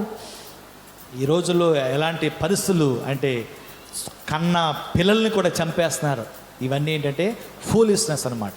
आज के दिनों में जो है अपने पैदाइशी बच्चों को भी वो मार देते हैं, ये सब मूर्खता है। మాంత్రికుడంట కుక్కని చంపేసి బతికించాను, నీ పిల్లలు చంపే తిరిగి బతుకుతారు, అప్పుడు నీలోంచి కీడు పోయి మీకు దీవెన వస్తుందంటే వాళ్ళు ఇద్దరు కూతుర్ని చంపేసుకున్నారు ఇళ్లలోనే. एक मांत्रिक जो है बताया कि कुत्ता को मैंने मार दिया और जिंदा कर दिया, तेरे दोनों बेटियों को मार दे, जिंदा हो जाएंगे तो तेरे घर के सारे नुकसान निकल ఎదుగావు जाएंगे। అనేది నీ మూర్ఖత్వంలో అర్థమైపోతుంది. तू कितना बढ़ गया है वो तेरे मूर्खता में समझ में आ जाएगा। ఎంత ఎదుగావని చెప్పి నీ యొక్క ఆస్తి, నీ ఇల్లులు ఎదగటం కాదు. तू कितना बड़ा है वो तुम्हारी संपत्ति या अपना घर बढ़ना नहीं। నువ్వు అంత ఎదుగావా, నీ ఆత్మీయ జీవితంలో కూడా అంత ఎదుగు. अगर आप उतना बड़े हैं तो आपके आत्मिक जीवन में भी उतना ఈ बड़े ఎదగటం हैं। కొరకు మనసు పెట్టడం కాదు, దేవునిలో ఎదుగు, నువ్వు పరలోకంలో ఉన్నతంగా ఉంటావు. ये इसमें बढ़ने के लिए अपने मन को नहीं रखना, लेकिन परमेश्वर में बढ़ने के लिए आप बढ़ते जाइए, आप स्वर्ग में बहुत ऊंचे स्थान में रहेंगे। బ్లెస్సింగ్ కి నేను వ్యతిరేకం కాదు, मैं आशीष का विरोधी नहीं దాన్ని నేనే करता, బోధిస్తాను. मैं ही खुद प्रचार But when it करता हूँ। comes in spiritual knowledge, is a wisdom అని చెప్తున్నప్పుడు, लेकिन जब परमेश्वर का दैविक ज्ञान जब आता है, ఎంత తాడి చెట్లకు ఎదిగారు, మంచి చదువుకున్న ఇంగ్లీష్ మాట్లాడుతున్నారు వాళ్ళ తల్లిదండ్రులు, కూతుర్ని చంపేసుకున్నారు ఇళ్లలో. कितने लंबे एक पेड़ के समान बढ़ गए, अच्छा इंग्लिश बात करते, अच्छा पढ़े लिखे हैं, लेकिन अपनी बेटियों को उन्होंने मार दिया। దట్స్ ద ఫూలిష్నెస్ అంటాను. ये मूर्खता है। డైవర్ట్ అయిపోతున్నారు. क्यों डाइवर्ट हो जाते हैं? దేవుని రైట్ ఫెయిత్ వాళ్ళ దగ్గర లేదు. क्योंकि परमेश्वर का ठीक प्रकार का विश्वास उनके ఆ पास వ్యక్తి नहीं है।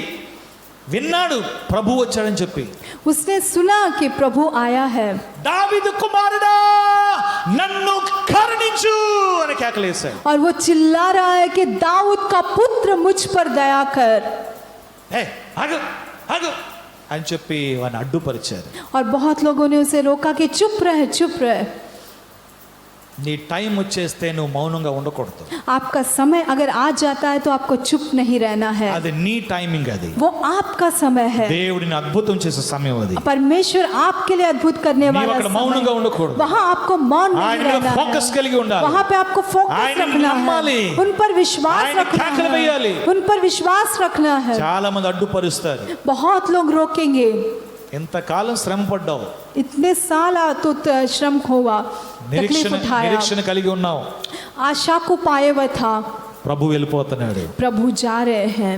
పక్కన తెలుసుకున్నాడు, बगल से उसने जाना, టైమింగ్ లో కేకలు వేశాడు. समय में उसने चिल्लाया, అప్పటికి చాలా మంది అడ్డు పరచాలని ప్రయత్నించారు. तब भी बहुत लोगों ने उसको रोकने का प्रयत्न किया। నిజం అది. हाँ सच है, నిజమైన మార్గం, నిజమైన సత్యంలోకి రావాలంటే పలు మంది వెనక్కి లాగుతారు. असली मार्ग में, असली सच्चाई में जब आना है तो बहुत लोग आपको पीछे खींचेंगे। ఎందుకు వెళ్తున్నాం అక్కడికి? क्यों जा रहे हो మా वहाँ? దగ్గర రండి. मेरे पास आओ। డిస్టర్బ్ చేసేలా ఉంటారు. डिस्टर्ब करने वाले रहेंगे, వాళ్ళు పనికిమాలలో దోచుకునే వాళ్ళు. वे तो चुराने वाले हैं। వాళ్ళకి లజ్జ సిగ్గు లేక సువార్త ప్రకటించకుండా అమూల్యమైన ఆత్మలను దొంగిలించే వాళ్ళు. वे बिना लज्जित होके, वे बिना शर्म के वे जो है बहुमूल्य आत्माओं को चुराने वाले हैं। దేవుని ఆత్మ క్రియ చేస్తా ఉన్నప్పుడు जब परमेश्वर की आत्मा कार्य करती నీవు है, దేవుని స్వరాన్ని విని आप परमेश्वर की आवाज को सुनिए, నీవు ఆయన్ని వెంబడించు. आप उनके पीछे हो जाए चलिए. నీకు ఎలాగా ఆ వ్యక్తి కళ్ళు వచ్చాయో, जैसे उस व्यक्ति की आंखें आई, నీవు దేని కొరకు నిరీక్షించావు అది నువ్వు పొందుకుంటావు. आप जिसके लिए आशा कर रहे हैं वो आप पाएंगे. తను ఎలా గంతులు వేస్తాడు, वो जैसे कूदा, నువ్వు గంతులు వేస్తావు. आप भी कूदेंगे. మనుషుల మాటకి డైవర్ట్ అవ్వద్దు. मनुष्यों के बातों से आप डाइवर्ट मत हो నీ जाइए. ఆశీర్వాదాన్ని आपके आशीषों को నేను తప్పిస్తాను. वो हटाने का प्रयत्न करेगा, వారు నిన్ను డైవర్ట్ చేయడానికి ట్రై చేస్తారు. वो आपको डाइवर्ट करने का प्रयत्न కానీ करेंगे. నీవు लेकिन तू దేవుని శబ్దాన్ని విని परमेश्वर की आवाज को सुन, స్థిరముగా నిలబడు. स्थिर वहां पे లార్డ్ खड़ा నీవు నన్ను रहे. హెచ్చించని చెప్పు. प्रभु तू मुझे ऊंचा कर कहे. రెండో సందర్భం మార్కులో జరిగింది. दूसरा संदर्भ जो है मरकुस में हुआ, ఇది అది కూడా హోప్ మీద ఒక ఎగ్జాంపుల్. वहाँ वो भी एक आशा के ऊपर एग्जाम्पल है. మొదటి నేను చెప్పిన బ్లైండ్ మ్యాన్ లూకా 18:30 నుంచి 43 వరకు ఉంటుంది. और मैंने जो अंधे के बारे में बताया वो लूका के अध्याय में 18 से रहे 18:34. రెండు ఎగ్జాంపుల్ మార్క్స్ 5:30 నుంచి 42 వరకు. और दूसरा एग्जाम्पल जो है मरकुस के 5:35 से 42 तक रहेगा. అక్కడ 12 సంవత్సరాలు యాయిర్ అనే యాజకుడు కుమార్తె చనిపోయింది. और वहाँ पे जो है 12 साल की जो एक बेटी याइर नामक बेटी वो मर गई थी. అమ్మాయి పేరు తలిత. उसका नाम तलिता है. అది మార్క్స్ 5:35-42 కనిపిస్తారు. वो जो है मरकुस के 35 से 42 तक दिखाई సో देगा. యేసు హెల్త్లోకి ఆవిడ చనిపోయింది. యేసు హెల్త్లోకి చనిపోయింది. जब यीशु जा रहे थे वो मर गई. అందరు గొల్లుమని ఏడుస్తున్నారు. सब वहाँ पे चिल्ला के रो रहे थे. యాయిర్ కుమార్ బతుమాలుతున్నాడు. और वहाँ पे जो है याइर का बेटा वहाँ पे विनती कर रहा था. యాయిర్ బతుమాలుతున్నాడు. और याइर विनती कर रहा అతను था. ఒక యాజకుడు. वो एक याजक है. ఆయనకి దేవుడి మీద విశ్వాసం ఉంది. उनको परमेश्वर पर नमक विश्वास ఉంది. है, विश्वास है. కూతురు చనిపోబోతుంది. बेटी मरने वाली थी, still hope in the lord. लेकिन उसकी आशा परमेश्वर पर थी. ఆ అమ్మాయి బతికుతాది అనే నమ్మకం ఉంది. उसको विश्वास था कि उसकी बेटी जिंदा होप ఉంది. रहेगी. उसको आशा था. యేసు రాగానే यीशु आते ही ఆయన్ని తొందర పెట్టొద్దు, उनको जल्द मत करिए, అమ్మాయి చనిపోయింది बेटी मर అని गई మెసేజ్ है. వచ్చేసింది. ऐसा मैसेज आ गया. అప్పుడు ఈ తండ్రి ఏం చేయాలి? तब ये पिता क्या करना है?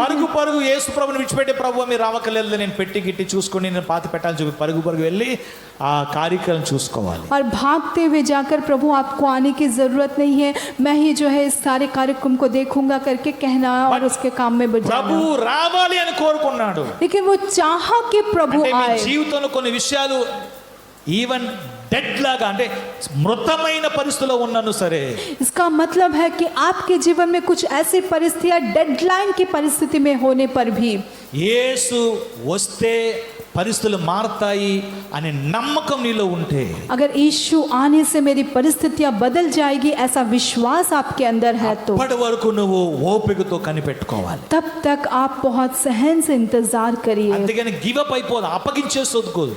वहां पे आप गिव अप मत हो जाइए. ఓకే ఓకే ఓకే పర్లేదు అని అడ్జస్ట్మెంట్ అయిపోవద్దు. वहां पे ओके कहते हुए एडजस्टमेंट मत हो నీ जाइए. నమ్మకం యేసు మీద ఉంటే अगर आपका विश्वास यीशु पर है, ఏది కోల్పోయినా సరే, आपने कुछ भी अगर खो दिया, ఏది నష్టమైనా సరే, कुछ भी आपका नुकसान हो गया, లాస్ట్ మూమెంట్ వరకు విశ్వాసంతో నిలబడు, దేవునికి అద్భుతం చేస్తాడు. लास्ट मोमेंट तक आप विश्वास से इंतजार करिए, परमेश्वर आपके लिए अद्भुत करेगा. బైబిల్ చెప్తుంది बाइबल कहता है మనుషులకు అసాధ్యం అవ్వచ్చు, मनुष्य के लिए असंभव हो सकता है, దేవునికి సమస్తము సాధ్యమే. लेकिन परमेश्वर के लिए सब कुछ संभव है. That's the hope. यही आशा है. హోప్ అంటే మనుషులు నలుగురు వినేసి వాళ్ళు ఏమంటున్నారో డిసిజన్ తీసుకుని చేయటం కాదు. आशा का मतलब चार लोगों की बातों को सुनकर वो कह रहे हैं वो बातों लेकर डिसीजन लेना नहीं है. ఏమనుకుంటున్నారు నా కొరకు, आप मेरे बारे में क्या सोच रहे हैं, ఏమనుకుంటున్నారు? क्या क्या सोच रहे हैं? అద్భుతం నీకు జరగాలి, नहीं, अद्भुत आपको होना అది నీ है. విశ్వాసం కనపరచాలి. ये आपके विश्वास నీవు को ఆయన आपको నమ్మాలి. दिखाना है. आपको विश्वास నీవు करना ఆయనపై है. ఆధారపడాలి. आपको उन पर అది निर्भर నీకు होना है. సంబంధించింది. वो आपसे నీవు ఆయన संबंधित నమ్ముతున్నావు. है. वो आप उसने विश्वास మనుషుల कर మాట रहे हैं. తీసుకోవద్దు. मनुष्य की बातों को मत लीजिए.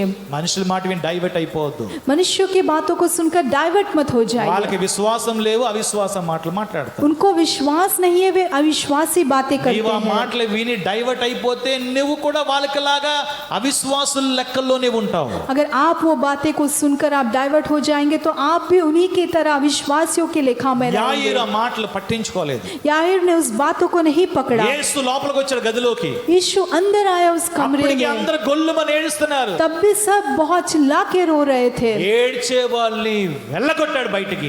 जो रो रहे थे उन सबको बाहर भगा दिया। ఎప్పుడైతే వెళ్ళగొట్టారో जब उन्होंने भगा दिया, ప్రభు అన్నాడు ఈవిడ చనిపోలేదు నిద్రపోతుంది అన్నారు. प्रभु कह रहे हैं कि ये मरी नहीं है, सो रही है। వాళ్ళ అపహాస్యం చేశారంట. उन्होंने मजाक उड़ाया। మనోళ్ళకి బాగా ఇష్టమే కదా నవ్వటం. हमारे लोगों को बहुत पसंद है हंसना। ఏం నవ్వుతారో తెలియదు. किसके लिए हंसते नहीं पता। రియల్ జోక్ వేస్తే మేము నవ్వరు. असली जोक डालते हैं तब नहीं हंसते, అసలు జోక్ అయిపోతే హి హి హి అంటా ఉంటారు. जब जोक नहीं डालते तभी हंसते हैं। సో వాళ్ళు ఫెయిత్ మాట ఉపయోగించబడినప్పుడు जब वहाँ पे विश्वास की बात इस्तेमाल की गई, వాళ్ళ అపహాస్యం చేశారు. उनको मजाक किया गया। విశ్వాసము అపహాసించబడే స్థాయిలోకి ఉంటుంది. विश्वास जो है मजाकिया करने के रीति में वह Always. स्थाई में रहेगा। ఆల్వేస్ హోప్ అండ్ ఫెయిత్ అనేది అది ఎవరి మధ్యలో ఉంటుందంటే అపహాసం చేసే నింద వేసే వారి మధ్యలోనే ఉంటుంది. हमेशा विश्वास और आशा किन लोगों के बीच में रहेगा? जो मजाक उड़ाते हैं, अपमानित करते हैं, उनके बीच में। దేవుని భాషతో నీతో ఎవరు నిలబడరు, నీతో ఎవరు సపోర్ట్ చేయరు. परमेश्वर की भाषा से आपके साथ कोई खड़ा नहीं रहेगा, ना सपोर्ट करेगा, ఎవరికి गुंडे ధైర్యం లేదు. क्योंकि किसी को उतना धैर्य ఫెయిల్ नहीं అయిపోతే है। అని ఫస్ట్ వస్తుంది. अगर फेल हो जाए तो, జరగకపోతే अगर नहीं होगा तो ఈయనేమొచ్చాడు నిద్రపోతుంది అన్నారు, లేకపోతే ये इन्होंने आके कहा कि तो ये तो सो रही है, अगर नहीं उठी तो। ఇలాంటి వాళ్ళు 98% అంటారు. 98% అంటారు. ऐसे लोग 98% है, 98% అంటారు. 98। ఆ ఇద్దరే విశ్వసించారు ఉంటారు. ये दो ही विश्वास करने वाले, అందరిని వెలుపల తరిమేశారు. सबको उन्होंने कमरे से बाहर निकाल दिया। అక్కడ పేతురు, యాకోబు, యోహాను, ఆ యాయిరు అనే తండ్రి, నలుగురు ప్లస్ యేసు ప్రభు ఉన్నారు. वहाँ पे पतरस, याकूब, यूहन्ना और याहिर जो पिता था वो, और यीशु मसीह वहाँ थे। ఏ చిన్నదానా हे छोटी, లే, उठ। ఒకే మాట. केवल एक ही దాని बात। అరామిక్ భాషలో उसे अरामिक भाषा में తలి తాకుమి అన్నాడు. तलिता कुमी कहा गया है। స్మాల్ రైజ్ అప్ అన్నాడు. ये छोटी उठ जा, उन्होंने చిన్నదానా कहा। లెమ్ము అనే మాట తలి తాకుమి హే. Aramaic word. हे छोटी उठ जा, वही बात को अरामिक भाषा में तलिता कुमी उन्होंने कहा। హల్లెలూయా. हालेलुया। ఆ తలిత అనేది ఆ యొక్క చిన్నది అని అర్థం. ये तलिता का मतलब ये छोटी का अर्थ है। తలితాకుమి అంటే చిన్నది, లే అని అర్థం. छोटी उठ जा का मतलब है तलिता कुमी। అలాంటి అపహాసం చేసే వారి మధ్యలో वैसे मजाक करने वाले के बीच में హోప్ అండ్ ఫెయిత్ ఎప్పుడు ఫ్రెండ్సే. होप, आशा और विश्वास हमेशा मित्र హోప్ है। అండ్ హోప్ అండ్ ఫెయిత్ ఎక్కడైతే ఉందో जहाँ पे आशा और विश्वास है, అక్కడ దేవుని మాట శక్తివంతంగా పనిచేస్తుంది. वहाँ पे परमेश्वर का बात सामर्थ्य रीति से चलो, काम सब करेगा। जब हाथों को उठाकर हम ఎక్కడ स्तुति పనిచేస్తుంది? करें। कहाँ पे? విశ్వాసము నిరీక్షణ ఉన్న స్థలములో దేవుని మాట శక్తివంతంగా పనిచేస్తుంది. विश्वास और आशा जहाँ पर है, वहाँ पे परमेश्वर का वचन सामर्थ्य रूप से इस काम करेगा। చేతులు స్తోత్రించండి. हाथों को उठाकर हम स्तुति చివరి మాట करेंगे। చదివి మనం ప్రార్థన చేసుకుందాం. आखिरी बात को पढ़कर हम प्रार्थना करेंगे। దీని కంక్లూజన్ వర్డ్ నేను చూపిస్తున్నాను. హెబ్రీ రాసిన పత్రికలో రండి. इस कंक्लूजन वर्ड को मैं दिखा रहा हूँ। इब्रानियों की पत्री में आइए। ఇది ఒకేసారి అర్థమయ్యే విషయం కాదు, చాలా పెద్ద మ్యాటర్, కానీ మనం అర్థం చేసుకోవాలి. ये एक ही साथ समझने वाले विषय नहीं है, लेकिन हमें इसे समझना है। 35, 36 హెబ్రీ 10, 35, 36 చదువుదాం. इब्रानियों के 10, 35, 36 को पढ़ेंगे। కాబట్టి మీ ధైర్యమును విడిచిపెట్టకుడి, ధైర్యమును విడిచిపెట్టకుడి. 35 इसीलिए अपना हियाव ना छोड़ो, దానికి ప్రతిఫలముగా గొప్ప బహుమానం కలుగును. क्योंकि उसका प्रतिफल बड़ा है। చేతులు సోదం చెప్దాం. हाथों को उठाकर हम स्तुति करेंगे। ధైర్యాన్ని విడిచిపెట్టొద్దు, हियाव को ना छोड़ो, ఎందుకంటే దానికి ప్రతిఫలం ఉంది. क्योंकि उसका प्रतिफल है। మీ పక్కలు చెప్పండి, आपके बगल वालों से कहिए, దేవుడు మీకు ప్రతిఫలం ఇస్తాడు. परमेश्वर आपको प्रतिफल देगा। ధైర్యం విడిచిపెట్టొద్దు. धैर्य को मत छोड़ो। తర్వాత ఏమని చూడండి, बाद में देखिए क्या है। మీరు దేవుని చిత్తం నెరవేర్చిన వారై వాగ్దానం పొందు నిమిత్తం వాగ్దానం కానీ మనం రిసీవ్ చేసుకోవాలంటే అది నెరవేరంటే ఏంటంటే మీకు ఓరిమి అవసరమై ఉన్నది. क्योंकि तुम्हें धीरज धरना आवश्यक है ताकि परमेश्वर की इच्छा को पूरी करके तुम प्रतिज्ञा का फल पाओ। చేతులు స్తోత్రం చెప్దాం. हाथों को उठाकर हम स्तुति करेंगे। హల్లెలూయా. Hallelujah hallelujah. हालेलुया। ఏం అవసరం అంటే అండి क्या जरूरत है? ఓపిక అవసరం. धीरज धरना। వాగ్దానం మీ జీవితంలో ఖచ్చితంగా నెరవేరుతారు वाचा निश्चित रूप से आपके जीवन में पूरा होगा, కానీ ఓపిక అవసరము. लेकिन धीरज की जरूरत ఓపిక है। అవసరము. धीरज की आवश्यकता है। ఓపిక అవసరము. धीरज की आवश्यकता ఓపిక है। అవసరము. धीरज की आवश्यकता है। ఉందా ఓపిక అండి? क्या धीरज है आपके మనకు पास? ఓపిక ఉందా? क्या धीरज है? తొందరపడిపోతున్నామా? हाँ, जल्दबाजी करते हैं क्या? ఏదైనా అనేస్తున్నామా? कुछ कह देते। మన ఏమైనా కీడు ఏమైనా నష్టము అనుభవించు ఉంది, అది 100% ట్రూ అవ్వచ్చు, కాకపోవచ్చు కూడా. हमारे जीवन में कुछ भी नुकसान क्यों ना हो वो अनुभव कर सकते हैं, वो ट्रू हो सकता है या नहीं भी हो सकता है, కానీ ఎవ్రీథింగ్ ప్రభు ఉన్నాడని నిశ్చయత ధైర్యమే మనలో ఉండాలి. लेकिन हर एक विषय में प्रभु है, ऐसी एक धैर्य आपके अंदर रहनी चाहिए। సమ్ ఫ్యామిలీస్ ఈ దినాల్లో చాలా మంది నలుగుతున్నారని ప్రభు నాకు ఆరాధనలు చెప్పారు. कुछ परिवार इन दिनों में बहुत ज़्यादा पिस रहे हैं, प्रभु ने मुझे आराधना में बताया। వారు డెసిషన్ తీసుకోలేకపోతున్నారు, గ్రహింపు రావట్లేదు, అంధకారము ఆవరించేట్టుగా అయిపోయింది. वो डिसीजन नहीं ले पा रहे, वहाँ पे समझ में नहीं आ रहा, जैसे कि एक अंधकार ने वहाँ छाया हुआ है। ఎక్కడో నమ్మకం అయితే దేవుడి మీద ఉంది, कहीं ना कहीं एक कोने में विश्वास तो है परमेश्वर पर, ప్రభు చెప్తున్నారు लेकिन प्रभु कह रहा है ధైర్యంగా ఉండు, धैर्य से रहे, ధైర్యంగా ఉండు. धैर्य से रहे, ఆ ధైర్యం నీకు ప్రతిఫలం ఇస్తాడు. और वो धैर्य आपको प्रतिफल देगा। నీ ప్రామిస్ నెరవేరడానికి దగ్గరకు వచ్చేసావు. आपका वाचा पूरा होने का समय बहुत समीप आ गया है, చాలా మూమెంట్ సమీపంగా ఉంది. बहुत ही नज़दीक मोमेंट में आप हैं। ఆ నెరవేరే టైంలోనే కొంచెం ఆ యొక్క పరిస్థితి కొంచెం ఇంకా విపరీతంగా కనిపిస్తూ ఉంటాయి. और वो पूरा होने के समय से पहले ही आपकी परिस्थिति और ज़्यादा कठिन ప్రభు लगती है। చెప్తున్నారు వెయిట్ వెయిట్ వెయిట్. प्रभु कह रहा है रुको నా रुको, మీద విశ్వాసం ఉంచి నిరీక్షణ కలిగి ఉండు. मुझ पर विश्वास रहकर आशा के साथ रहो, నువ్వు బహు త్వరగా అద్భుతం చూస్తావు. तू बहुत शीघ्र अद्भुत को బహు देखेगा, త్వరగా అద్భుతం చూస్తావు. बहुत शीघ्र अद्भुत को देखेगा। కోపపడిన అవసరం లేదు, आपको क्रोधित होने की जरूरत నీకు నువ్వు नहीं, అప్సెట్ అవన అవసరం లేదు. अपने आप में आप अपसेट होने की जरूरत नहीं, కంటిన్యూగా నువ్వు ఆరాధనలో పాల్గొంటా ఉండు.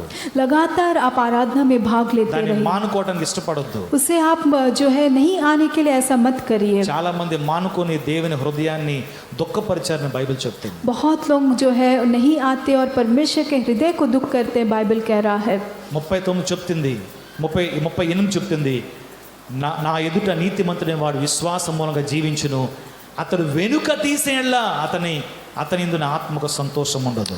पर मेरा धर्मी जन विश्वास से जीवित रहेगा, और यदि वह पीछे हट जाए तो मेरा मन उससे प्रसन्न न होगा। విశ్వాసంలో నిలబడు, विश्वास में खड़े रहिए, వెనుక తీయొద్దు. पीछे मत हटिए। ఎంతకాలం ఓపిక పెట్టావు? इतने साल आप इंतजार करिए, ప్రామిస్ నెరవేరబోతుంది. प्रॉमिस पूरा होने वाला, వెనకడుగు వేయొద్దు. पीछे कदम मत डालिए। దేవుడు నీతో ఉన్నాడు. परमेश्वर आपके వెనక संग తీస్తే है, నాకు సంతోషం ఉండదు. परमेश्वर पीछे हटने से मुझे आनंदित नहीं होगा। చూడండి 10:24 కొందరు మానుకొంటున్నట్టుగా సమాజం కూడుకుండా మానక ఒకరినొకడు హెచ్చరించు, ఆ దినం సమీపించుట మీరు చూచిన కొలది మరి ఎక్కువగా అలాగే చేయొచ్చు. ప్రేమ చూపుటకును సత్కార్యం చేయుటకును ఒకరినొకడు పురికొల్పవలన ఆలోచింతము. और एक दूसरे के साथ इकट्ठा होना ना छोड़े, जैसे कि कितनों ने की रीति है, पर एक दूसरे को समझाते रहे, और जो उस दिन को निकट आते देखो तो और भी अधिक यहाँ किया करो। కొందరు మానుకున్నారంట, कुछ लोग कुछ उसे नहीं करते, అలాంటి వారిని హెచ్చరించు. उन वैसे लोगों को समझाओ, ఎందుకంటే నువ్వు కంటిన్యూగా ఆ దినం సమీపిస్తుంది కనుక. क्योंकि वो दिन नजदीक आ रहा है। నువ్వు ప్రేమ చూపు విషయంలో, సత్కార్యం చేసే విషయంలో, प्रेम करने के विषय में, अच्छे कार्यों को करने के विषय में ఒకరినొకరు పురికొల్పాలి. एक दूसरे को आपको प्रेरित करना है। ఎవరికైనా ఫోన్ చేస్తున్నావా? किसी को आप फोन कर रहे हैं, మంచి కార్యాలు ప్రేమ చూపేషన్లో ఫోన్ చేయి. अच्छे कार्यों में प्रेम दिखाने के विषय में फोन ఎవరితో करिए. మాట్లాడుతున్నావా? किसी से आप बात कर रहे हैं, మంచి ఆలోచనతో పురుకొల్పు. अच्छे सोच और विचार से उन्हें उत्तेजित करिए. దేవుని ఆనందింపజేసే విషయం, परमेश्वर को आनंद करने के विषय సంఘానికి में, మేలుకరంగా, कलिसिया के लिए भलाई के సంఘానికి रूप में, ప్రయోజనకరంగా, कलिसिया के लिए एक उपयोग के रूप విశ్వాసాలకి में, మేలుకరంగా, विश्वास के लिए एक भलाई के रूप సేవకుల में పక్షంగా నిలిచి ఉండి और सेवक के पक्ष में खड़े होते సేవకుల हुए మాటని ఎత్తి, सेवक के बातों को उठाकर, విన్న వాక్యాన్ని ఎత్తి जो वचन सुने हैं उसे ఆ మాటను उठाकर, నువ్వు స్థిరపరుస్తున్నావా? क्या वो बातों को आप स्थिर कर रहे అలాగా हैं? ప్రేమలో కురుపొలుతున్నావా? क्या ऐसे आप प्रेम में उन्हें उठा रहे ఒకరిని हैं? ఎంకరేజ్ చేయి. एक दूसरे को encourage ఎందుకంటే నీ करिए, కొరకు వాగ్దానం నెరవేరబోతుంది. क्योंकि आपके लिए वाचा पूरा होने అది वाला है. సమీపంగా ఉందని తెలుసుకొని वो नजदीक है आप जानकर మరి ఎక్కువగా ఈ సత్కార్యాలు చేయాలంట. और ज्यादा ऐसे अच्छे कार्यों को करना है. So what is the meaning? क्या मतलब है? దేవుని వాగ్దానం నెరవేర్చేంత వరకు परमेश्वर की वाचा पूरा होने तक ఎవరి మీద కోపగించుకోకూడదు. किसी के ऊपर आपको क्रोधित नहीं हो